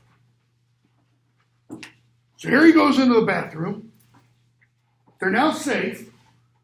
Because even though Hermione said the name, they can't find number 12 Grimmauld Place. Okay? So Harry goes into the bathroom, and Scar's about to, make him throw up. And what does he see? Page 175. More, Raoul, or shall we end it and feed you to Nagini? Lord Voldemort is not sure that he will forgive this time. You called me back for this to tell me Harry Potter has escaped again. Draco, give Raoul another taste of our displeasure. Do it! Or feel my wrath yourself. Why do we get Draco, give Raoul another taste of our displeasure, ... Do it! What's the ... indicate? Draco's hesitating. Why? He's not a gun. You ever seen Iron Giant? Don't read the book. The film's totally different. The film is totally better. I mean, I very rarely say this. I never thought I would hear that. Oh, Princess Bride, too. Princess Bride, one of the best films ever made. The book is one of the most abominable things ever written. It's really, really. Anyways, he's not a gun. Okay? Harry felt sickened by what he had seen, by the use to which Draco was now being put by Voldemort. Well, that's Harry showing what? He's feeling some empathy again. Creature's tale. Good grief. We've got to get to what page is it? Okay, we got to move. So, third paragraph in chapter 10. The grief that had possessed him since Dumbledore's death felt different now. The accusations he had heard from Muriel at the wedding, notice this language, this is just beautiful writing, seemed to have nested in his brain like diseased things, infecting his memories of the wizard he had idolized. Think of an image of Harry's brain. Go back to the Ministry of Magic in the brain room in the Department of Mysteries, where they have the brains, in the glass jars. Well, think of those glass jars in the water, and you go in there and you drop some food coloring. What's the food coloring do? It does these tendrils. Well, that's exactly what these ideas are doing. They're doing what? They're tainting Harry's mind. But what are we told about Harry's memories? Infecting his memories of the wizard he had idolized. Is it bad to infect memories of an idol? What's wrong with an idol? Every time it's false. This is an image Harry had created. Okay? The image has got what has got to happen to it. It's got to be destroyed. Why? So the real image of Dumbledore can be seen. That will happen. King's Cross. Okay? The real image was always there, by the way. Because what did Dumbledore repeatedly tell Harry? I make mistakes. And when I make big ones, they're doozies, you know. Dumbledore, how could Dumbledore have let such things happen? Why hadn't Dumbledore told him Harry thinks? Why hadn't he explained? Had Dumbledore actually cared about Harry at all? It's an interesting question given what we learned later on. Or had Harry been nothing more than a tool to be polished and honed, but not trusted, never confided in? Yes! I mean, you don't go to a pig and say, hey, you're going to be bacon. He is a tool. Right? Yeah, I mean, think Charlotte. Not Charlotte, the pig. So, Wilbur, sorry. Harry finds the letter, okay, from his mother. And he reads it. Got a picture of him, you know. James is getting a bit frustrated, shut up here, tries not to show it, but I can tell. Also, Dumbledore still got his invisibility cloak, so no chance of little excursions. If you could visit, it would cheer him up so much. Wormy was here last weekend. He seemed down. Well, why did he seem down? It's the weekend before. Okay? So, Harry thinks the only thing useful in this letter, page 181 or so, the end of a fairly long paragraph, was the information it could tell him about Dumbledore. But he's wrong. We'll see why later. Okay? So, he tells Ron and Hermione what Auntie Muriel said, conversation and such. In about 183, Harry says, I'd just like to know whether or not it's true. And Hermione cuts him off. Do you really think you'll get the truth from a malicious old woman like Muriel or from Rita Skeeter? How can you believe them? You knew Dumbledore. How many times did Rita Skeeter ever write anything that was true? Once. Why did she write that? Because Hermione blackmailed her. Or extorted her, however, whatever legal language you want to use. Doge is right. How can you let these people tarnish your memories of Dumbledore? Harry looked away. There it was again. Second time it's mentioned. Choose what to believe. Notice, he wants truth. What's that mean, he wants the truth? What's Harry really want? Keep going. You're 99% of the way there. He wants proof. Proof. Incontrovertible proof. Okay? Why was everybody so determined he should not get it? Who's the everybody? Doge? Hermione? That's hardly everybody. It goes back to the previous book. What did he say to Lupin and Mr. Weasley at Christmas? What if Dumbledore's wrong? But we trust Dumbledore. Oops. Because Dumbledore's dead now. Okay? So, they make their way past the room, and the room has, do not enter without the express permission of Regulus Arcturus Black. I've got 4 siblings, and I think all of us at one point or another had this on our doors. And we all shared rooms. My brother and I shared a room. My 3 sisters shared a room. And I think each of my 3 sisters had this same thing on the one door. You can't, yeah, I mean, they did that. You know, my brother and I did the dividing sheets and stuff. Okay. I went over, he beat me up, Harry sees R.A.B. There's the locket. Sirius's brother, Hermione says. Okay? So, they say, let's look for the locket. What does Ron want to try with? Oxia locket. Why? Because that's the quick and easy way. It doesn't work. Well, how are we supposed to find it then? Hello? Hard work. Hermione, we search manually. Now, Harry could have answered that also. Because Harry had to do manual work. I mean, look at the second book, Outside. Hermione probably also did. She wasn't raised, with magical solutions to all the problems and such. Okay. Louder? Hermione specializes with them, but she's like book master. Yeah, true. Okay. So, they call in Creature, and they talk with Creature a lot, and I'm not going to, I usually go over it, but I won't. And Creature says what? Where'd the locket go? Mundungus Fletcher took it. Because what happened after Sirius died? What did Dung start doing? He started stealing stuff and selling it. Who does it all belong to? It's all Harry's.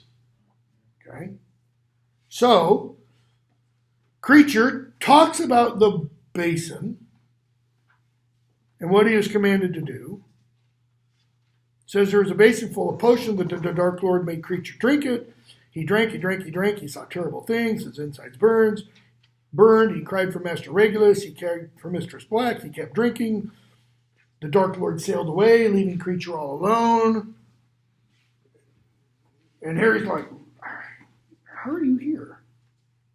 Master Regulus told Creature to come back. How'd you escape? Master Regulus told Creature to come back. Ron, it's obvious. He disapparated. Harry, you couldn't. Elf magic's not like wizard's magic, says Ron. I mean, they can disapparate. Hermione says, Voldemort would have considered the ways of house elves far beneath his notice, just like all the purebloods who treat them like animals. It would never have occurred to him that they might have magic that he didn't. And Creature says, the house elf's highest law is his master's bidding. In other words, I couldn't disobey. The highest law, the created founding of our race is you will do what your master commands.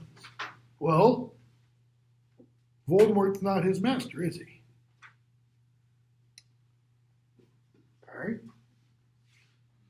Creature was told to come home, so Creature came home. Hermione, so you didn't disobey orders, did you? And he says no. Harry asks what happened when you got back. Creature tells him. Okay. So Harry finally says, I don't understand you, Creature. Voldemort tried to kill you. Regulus died to bring Voldemort down, but you were still happy to betray Sirius to Voldemort? I mean, what gives? You went to Narcissa and Bella, and Hermione's like, Harry, you're missing the boat here. He's a slave, Harry. House elves are used to bad, even brutal treatment. What Voldemort did to Creature wasn't that far out of the common. What do wizard wars mean to an elf like Creature? In other words, she's saying, wizard wars? More of them kill each other, the better off we are. He's loyal to people who are kind to him. Mrs. Black must have been. Regulus certainly was. Bellatrix, it's implied, probably was. Okay. Sirius was horrible to Creature. I've said all along, wizards would pay for how they treat house elves. Dumbledore says essentially the same thing. Okay? Harry had no retort. Why? Because he remembers Dumbledore saying the same thing. And so he does what? Creature, when you feel up to it, please sit up. What are the most important words in that? When you feel up. When you feel up to it. It's not a command. He's essentially saying, who's his master? Harry is. And Harry is saying, Creature, if it takes you the rest of your life, you lie there in pity and wallow. And when you're ready, please sit up. It was several minutes. And he sits up. And Harry says, I'm going to ask you to do something. Go find Mundungus Fletcher. And then he gives him the locket. Why? Why is he giving him the locket? It belonged to his previous master. Not Sirius, because Sirius was the master kind of after Regulus. Okay? And he's gone. Okay? Let's see here. After crying for a bit. So, chapter 11, we get, let's see here. Lupin shows up, talks about how Harry is now being maligned again by the ministry. And Lupin says, it's a master stroke. Now that Dumbledore is dead, this is page 208 or so. Now that Dumbledore is dead, you, the boy who lived, were sure to be the symbol rallying point for any resistance. But by suggesting you had a hand in the old hero's death, Voldemort has not only set a price upon your head, but he's sown doubt about you. Okay? And they talk about the Muggle-born register. Ron, people won't let this happen. What do you mean by people? Wizards. The general magical populace. They won't let that happen. Lupin, it is happening, Ron. Muggle-born's being rounded up as we speak. Why? Because all that is necessary for evil to thrive is for good men to do nothing. Why are good witches and wizards doing nothing? Because they're scared. Okay? He talks about blood status. You have to be able to prove your blood heritage and such. Okay? So what does Lupin offer Harry? Harry specifically. Not Ron and Hermione, Harry.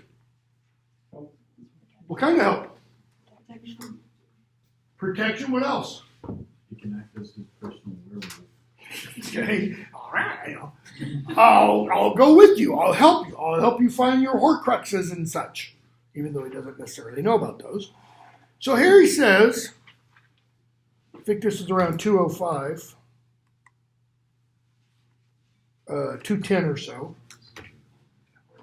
Yeah, he's like, well, hold on. Let me make sure I understand you. Do you want to leave Tonks at her parents' house and come away with us? She'll be safe there. I'm sure James would have wanted me to stick with you. I'm not. I'm pretty sure my father would have wanted to know why you weren't sticking with your own kid, actually. Lupin's face drains of color. That's pretty much the first indication. Don't push, Harry. Temperature in the kitchen, we're told, drops like 10 degrees. You don't understand. Why? Because he's too young? Because he's not married? Because he's not a werewolf? Because he's not siring were-children things? Whatever they are, Harry, explain this. I made a mistake in marrying Tonks. Coward? Samuel just said. What's he really mean? I made a mistake in marrying Tonks means I shouldn't have married her. Do-over. We're going to call it off. Remember those last words of Bill and Fleur's wedding ceremony? Bonded for life. Bonded. Notice in English, we don't call a wife wife bond or man bond. Bound. It's the man who is husband. Literally means house bound. Bound to the house. Why? Protector, provider, all that stuff. Tied to it. All right? I made a mistake. Oops. Harry, okay, so you're just going to dump her and the kid and run off with us? No. Rowling could be really stepping on an awful lot of toes there. But I think part of what's going on there, and I could be entirely wrong here, I think this is Rowling getting back at her ex just a little bit. You know the story about her ex? She got her degree. She went to work for Amnesty International in Portugal. I think it was Amnesty International. Teaching English, I think it was. Fell in love with, had a whirlwind romance with some dashing Portuguese journalist. Think Antonio Banderas when he was young and hot. Okay? I mean, apparently this guy was just, luscious. And she, just swept off her feet. Married and pregnant in 6 months. I mean, fast. Married, then pregnant, and then he ditches her. 6 months in. Okay? She goes back to England, divorced and pregnant. Sound like anybody we've seen? Marape Gaunt, Riddle? Okay? So, Lupin says this. Has Tonks had the baby yet? Not yet, but gonna happen soon. So Harry says, so you're just gonna dump her and the kid and run off with us. Lupin springs to his feet, chair topples over backward. For the first time, they see the wolf-like visage in him. And, don't you understand what I've done to my wife on my unborn child? I should never have married her. I made her I never should have. I never should have. Should have. What's all that really say? But you did. You did. It's like saying, I'm mostly pregnant. No. You either are or you aren't. You either are married or you're not married or you were married. It's like pulling the trigger. It's not Looney Tunes. You can't stop the bullet. But that's what Lupin apparently is thinking. Okay? My child's going to be a thing. My kind don't usually breed. Notice, not procreate. Breed. It will be like me, I am convinced. How can I forgive myself when I knowingly risk passing on my own condition to an innocent child? Is he talking like the child, like it's an innocent child? No, he's talking like it is some cursed thing.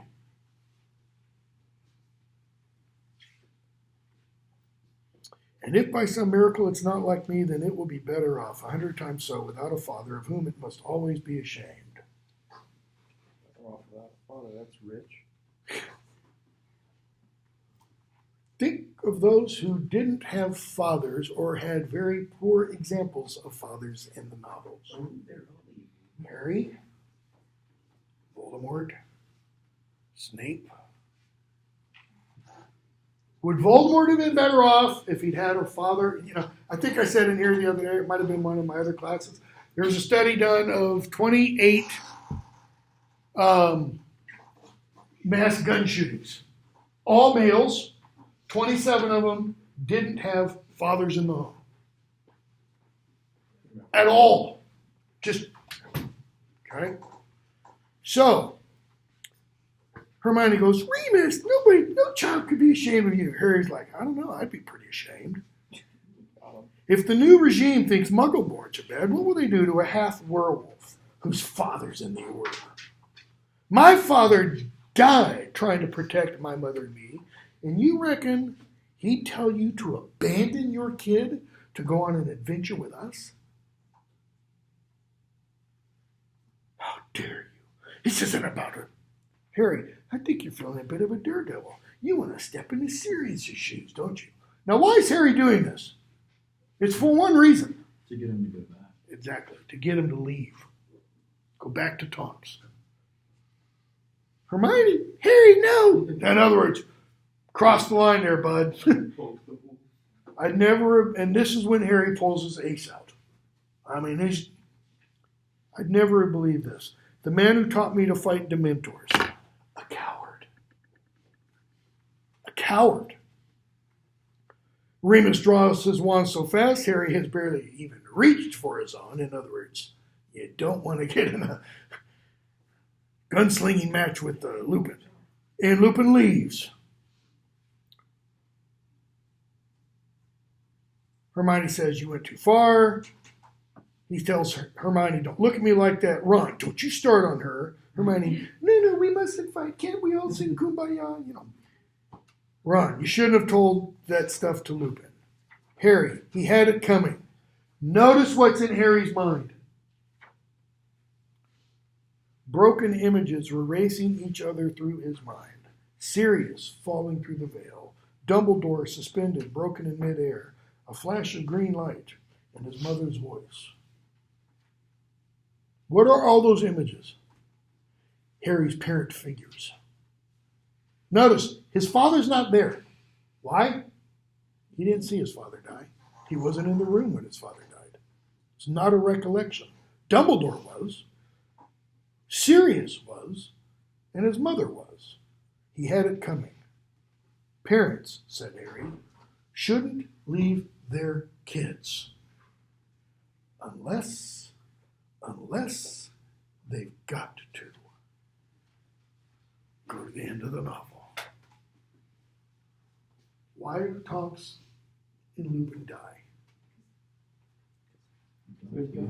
What do you mean they've got to? I mean, they were doing it. For Hogwarts, for everything. It wasn't, yeah, I disagree with one small part, Eric. It wasn't for Hogwarts. They're doing it for their son. The way this explained to himself. I mean, It's the same reason there's a lot of people that died on the beaches of Normandy whose children aren't disappointed at the fact that they died before they know them. an awful lot, yeah. I mean, they died, you know, as Remus will say later, so that my child has a better world in which to grow up. Why does Frodo go off to destroy the ring? He's trying to save the Shire. Well, he does save the Shire, right? Not for himself. Who's it saved for? So Sam can be fat, dumb, and happy and mayor for 17 years and have a whole passel of children, but not Harry, okay? Unless they've got to. I think there's also something else there. That's like her mother. Her mother had to die. Why? Because she had cancer. There wasn't any way around that. Okay? So, Harry says, I know, but if it makes him go back to Tonks, it'll be worth it, won't it? Okay? So, skip a bunch. Magic is might. They go off to the Ministry of Magic for what purpose? Find the locket. Find the locket. Because they found out Umbridge got it from Mundungus. Okay. They go in. Now, when was the last time we were in the atrium? Harry's front. In the book 5, Order of the Phoenix. Okay. Before that, the trial, Harry goes in and there's the beautiful statue with the wizard holding up his wand and the witch looking up at him adoringly and the centaur and the house elf and the goblin all worshiping them. And now instead, what is there? The film is wrong, by the way, in its depiction of this. You have a witch and wizard sitting on thrones, seated in majesty. And what are the thrones? They're naked muggle bodies that are not still. They're slightly moving. They're like animated. And beneath that is written what? Magic is might. Might makes right, in other words. Okay? Very Nietzschean. All right? So,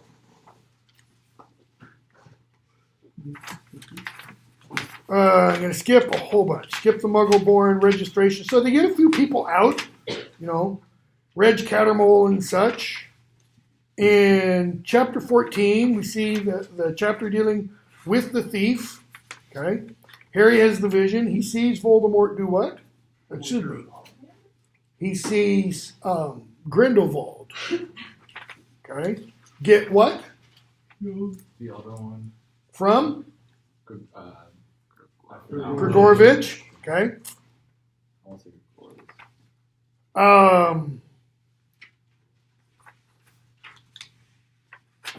So get to the end of that. Pick up with chapter 15. What time is it?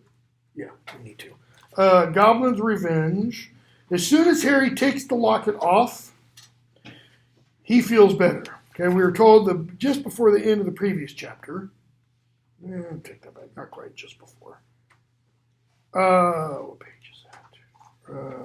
47. Around 276. There's other Horcruxes. They've got the locket now. And we're told there's other Horcruxes out there somewhere, but he did not have the faintest idea where they could be. He did not even know what they were. He was at a loss to know how to destroy the only one they had found, the Horcrux that currently lay against the bare flesh of his chest.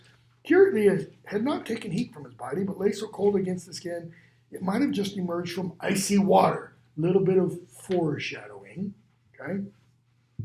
His scar is burning, go down to the bottom, and he's thinking, why hadn't Dumbledore explained more? Okay? And he jumps into the vision. Okay? Now go on to chapter 15. As soon as the locket leaves his skin, Harry feels better. Go a couple pages in, around 286 or so, and we're told it was much easier to relax when they were comfortably well fed. The argument about the Dementors was forgotten in laughter that night, and Harry felt cheerful, even hopeful, as he took the first of the 3 night watches. This was their first encounter with the fact that a full stomach meant good spirits, an empty one, bickering and gloom. Why? Why does a full, it sounds like a pretty stupid question, but there's a deeper reason for it. Why does a full stomach mean good spirits, an empty one, bickering and gloom? What does that truth suggest or show? It relates to what I was talking earlier about the soul and the body, the psychosomatic connection. Okay? If your mind is really preoccupied with stuff, like you've got a bunch of major exams and you've got 5 20-page papers to write. I don't know if you guys have ever had to write 20-page papers. I had to write 20-page papers in high school, okay? But you've got all these papers, so your mind's really preoccupied. You kind of don't notice little aches and pains. Okay? Similarly, if you're not mentally preoccupied and doing okay, but you're really, really hungry, what tends to happen? Every little thing sets you off. In other words, it's the connection, it's the nexus of the body and the spirit. Okay? Now, there's one person in this group who's never really experienced this kind of thing before. Ron. Why Ron? Why not Hermione? Hermione's parents are dentists, for Pete's sake. I don't think Hermione's ever suffered. Ron's house is always filled with love and Food. Mrs. Weasley, if she can do nothing else, she can cook. Okay?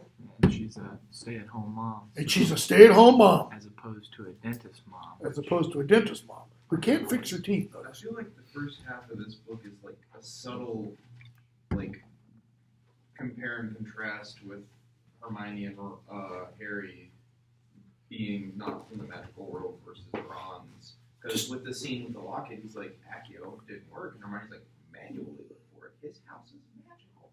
Yeah, I mean, how are the dishes done? Mrs. Weasley goes, Scourgify, and it just happens, you know? Okay?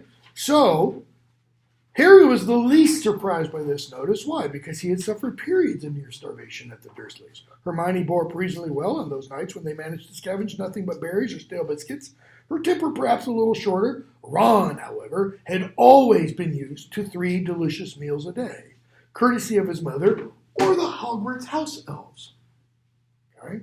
So Ron's the one who has difficulty with that. So, where next? What's that really like? I don't know if you guys ever taken quote-unquote family trips. When do we get there? How much? And who's the one constantly? Where next? It's Ron. It's not Hermione. Okay? What's Harry's answer? How the hell do I know? I don't know where they are. Here, go look behind this tree. Okay. Ron, let's go to Albania. I mean, we knew Voldemort was there once. Okay. So they go back and forth. Page 290. Notice they don't have food. Ron, my mother can make good food appear out of thin air. And he prods at the lumps of charred gray fish. Harry notices the chain, because Ron's wearing the locket. Hermione, your mother can't produce food out of thin air. No one can. Food is the first of the 5 principal. Ron, oh, shut up. Which Ron was listening to that? Pardon? Ron was listening when she said that. Yeah. Oh, speak English, can't you? It's impossible to make good food out of nothing. You can summon it. Well, don't bother increasing this. It's disgusting. Notice, Hermione, Harry caught the fish. I prepared it. Because I'm a girl, I suppose. Ron, no, it's because you're supposed to be notice, supposed to be. Not doing well for himself here. So Hermione says, fine, you do the cooking tomorrow. What's Ron going to do? Cookie-o! I don't know what the Latin would be for. Okay. Harry tells them to shut up. They hear voices and such. Okay. And what do they overhear? Dean Thomas, Grip Hook. What do they find out? What's going on at Hogwarts? It's being controlled by Snape. Snape's the headmaster. Okay. What have Ginny, Neville, and Luna attempted to do? Tried to seal the sword of Godric Gryffindor, which is in Snape's office, the AKA headmaster's office. And so Snape punishes them. He sends them off into a dark room with the Carroll brothers. Right? Yeah. If you want to punish somebody, 3 uppity children, wouldn't that be the way to punish them? Yeah.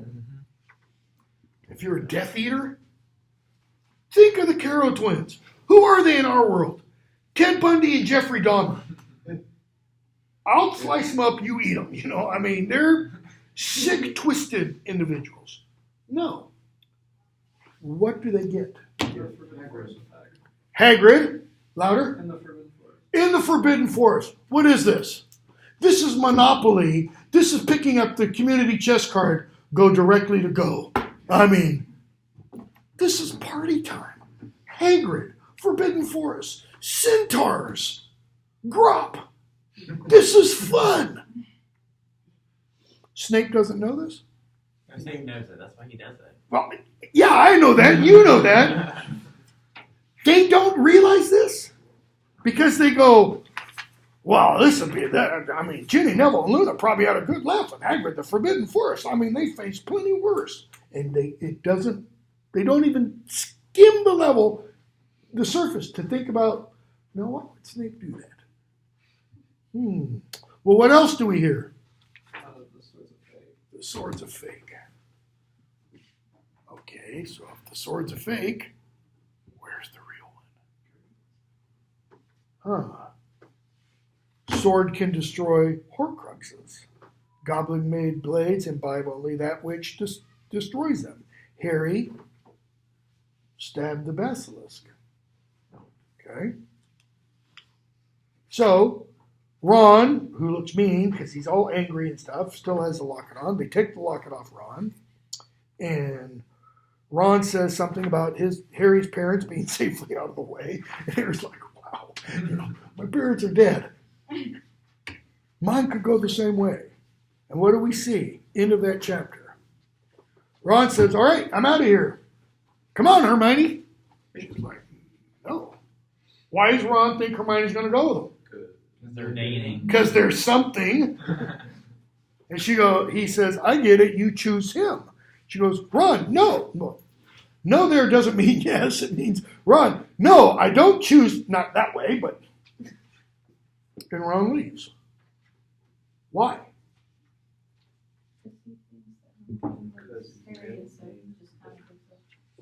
Okay. Why else? It's a combination of the hunger, the locket, everything. You're not hungry. Do they know what they're doing? No, not really. No. Do they have a clue? Do they have a plan? Do they have a roadmap?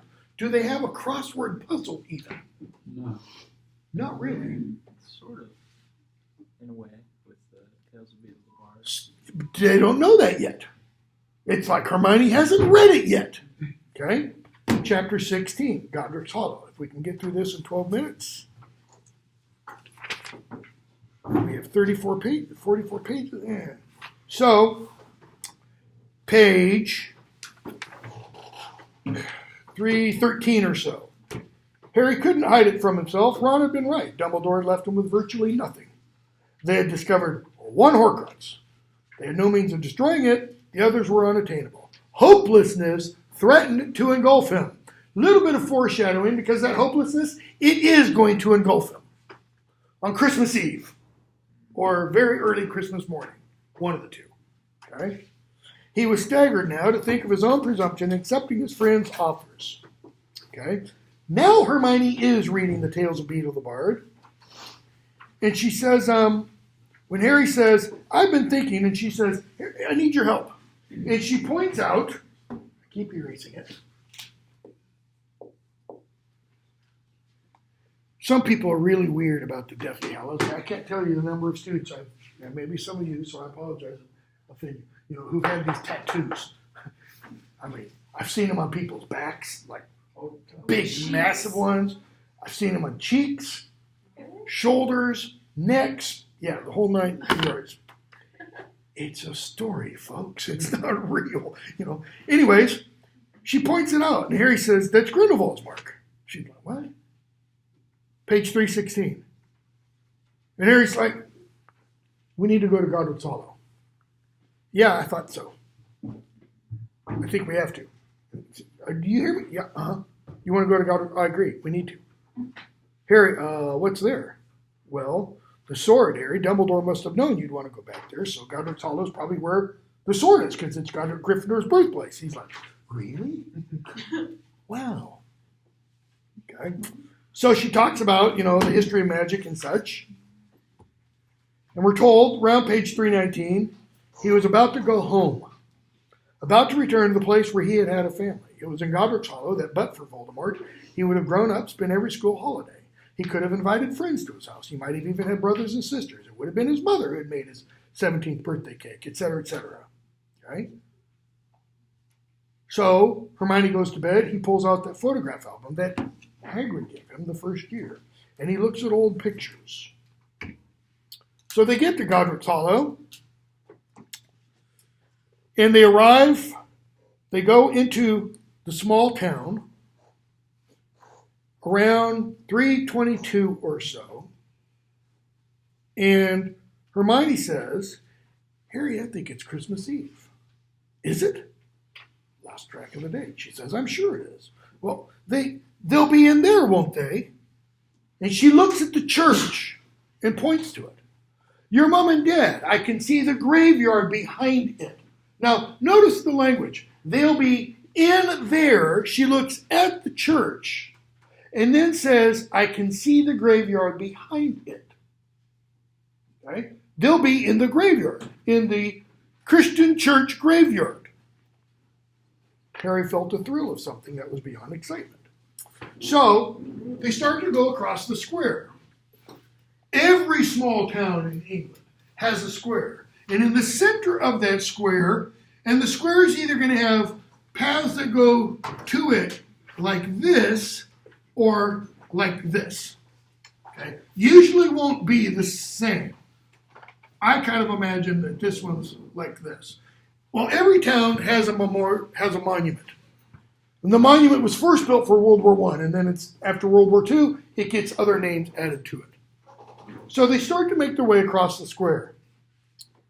She is pointing at the war memorial. As they had passed it, it had transformed. So they walk past it, and what had been a memorial, probably an image of a soldier or just an obelisk, it changes. Notice the language. Instead of an obelisk covered in names, there was a statue of 3 people. A man with untidy hair and glasses, a woman with long hair and a kind, pretty face, and a baby boy sitting in his mother's arms. Snow lay upon all their heads like fluffy white caps. Okay, it's snowing now.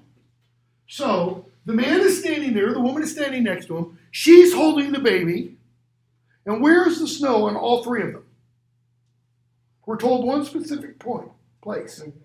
It's on their heads. Why isn't the statue of the baby in the woman's arms covered in snow? Why is it only on the head? What's the image? Halos. Halos. They're saints, right? Because who is the family? What time is it? Christmas. It's Christmas Eve. We have Joseph, Mary, and Jesus. We have James, Lily, and Harry. I'm not saying Harry is Jesus. But the 3, this family represents the Holy Family. The imagery clearly does that. Notice it's a war memorial that transforms. Why? Because these are the martyrs of the war. Harry draws closer, looks up into his parents' faces, sees a happy baby, no scar. And then they go on towards the church. And notice the singing gets louder. Why? Basic physics. You get closer to the voices singing, the voices get louder. As you go past them, the Doppler effect, it gets weaker and weaker. Okay, why do they get weaker? Where they've gone. They've gone past the church into the cemetery. So now they're in the graveyard and they're looking for Harry's family. They find an abbot, etc. Okay, and we're told, not yet, 8:55. Hold on just 1 second. No, pull that back up. Go there. Go there. Go to. Let's pick up this one. 12. So they find Dumbledore's grave, Ariana and Kendra's. And they read, "Where your treasure is, there will your heart be also." Okay, we're going to have to pick up here next week because we don't have time to talk about this. But we're almost to where I needed to get. This is as good a place as any to stop. Okay, so we'll finish this next week. If you came in late and you have a paper to drop off, drop it off. The exam is already posted. Okay? Follow the directions. Don't mind if I email you once or twice. No, that's fine. I have a question about the Yeah.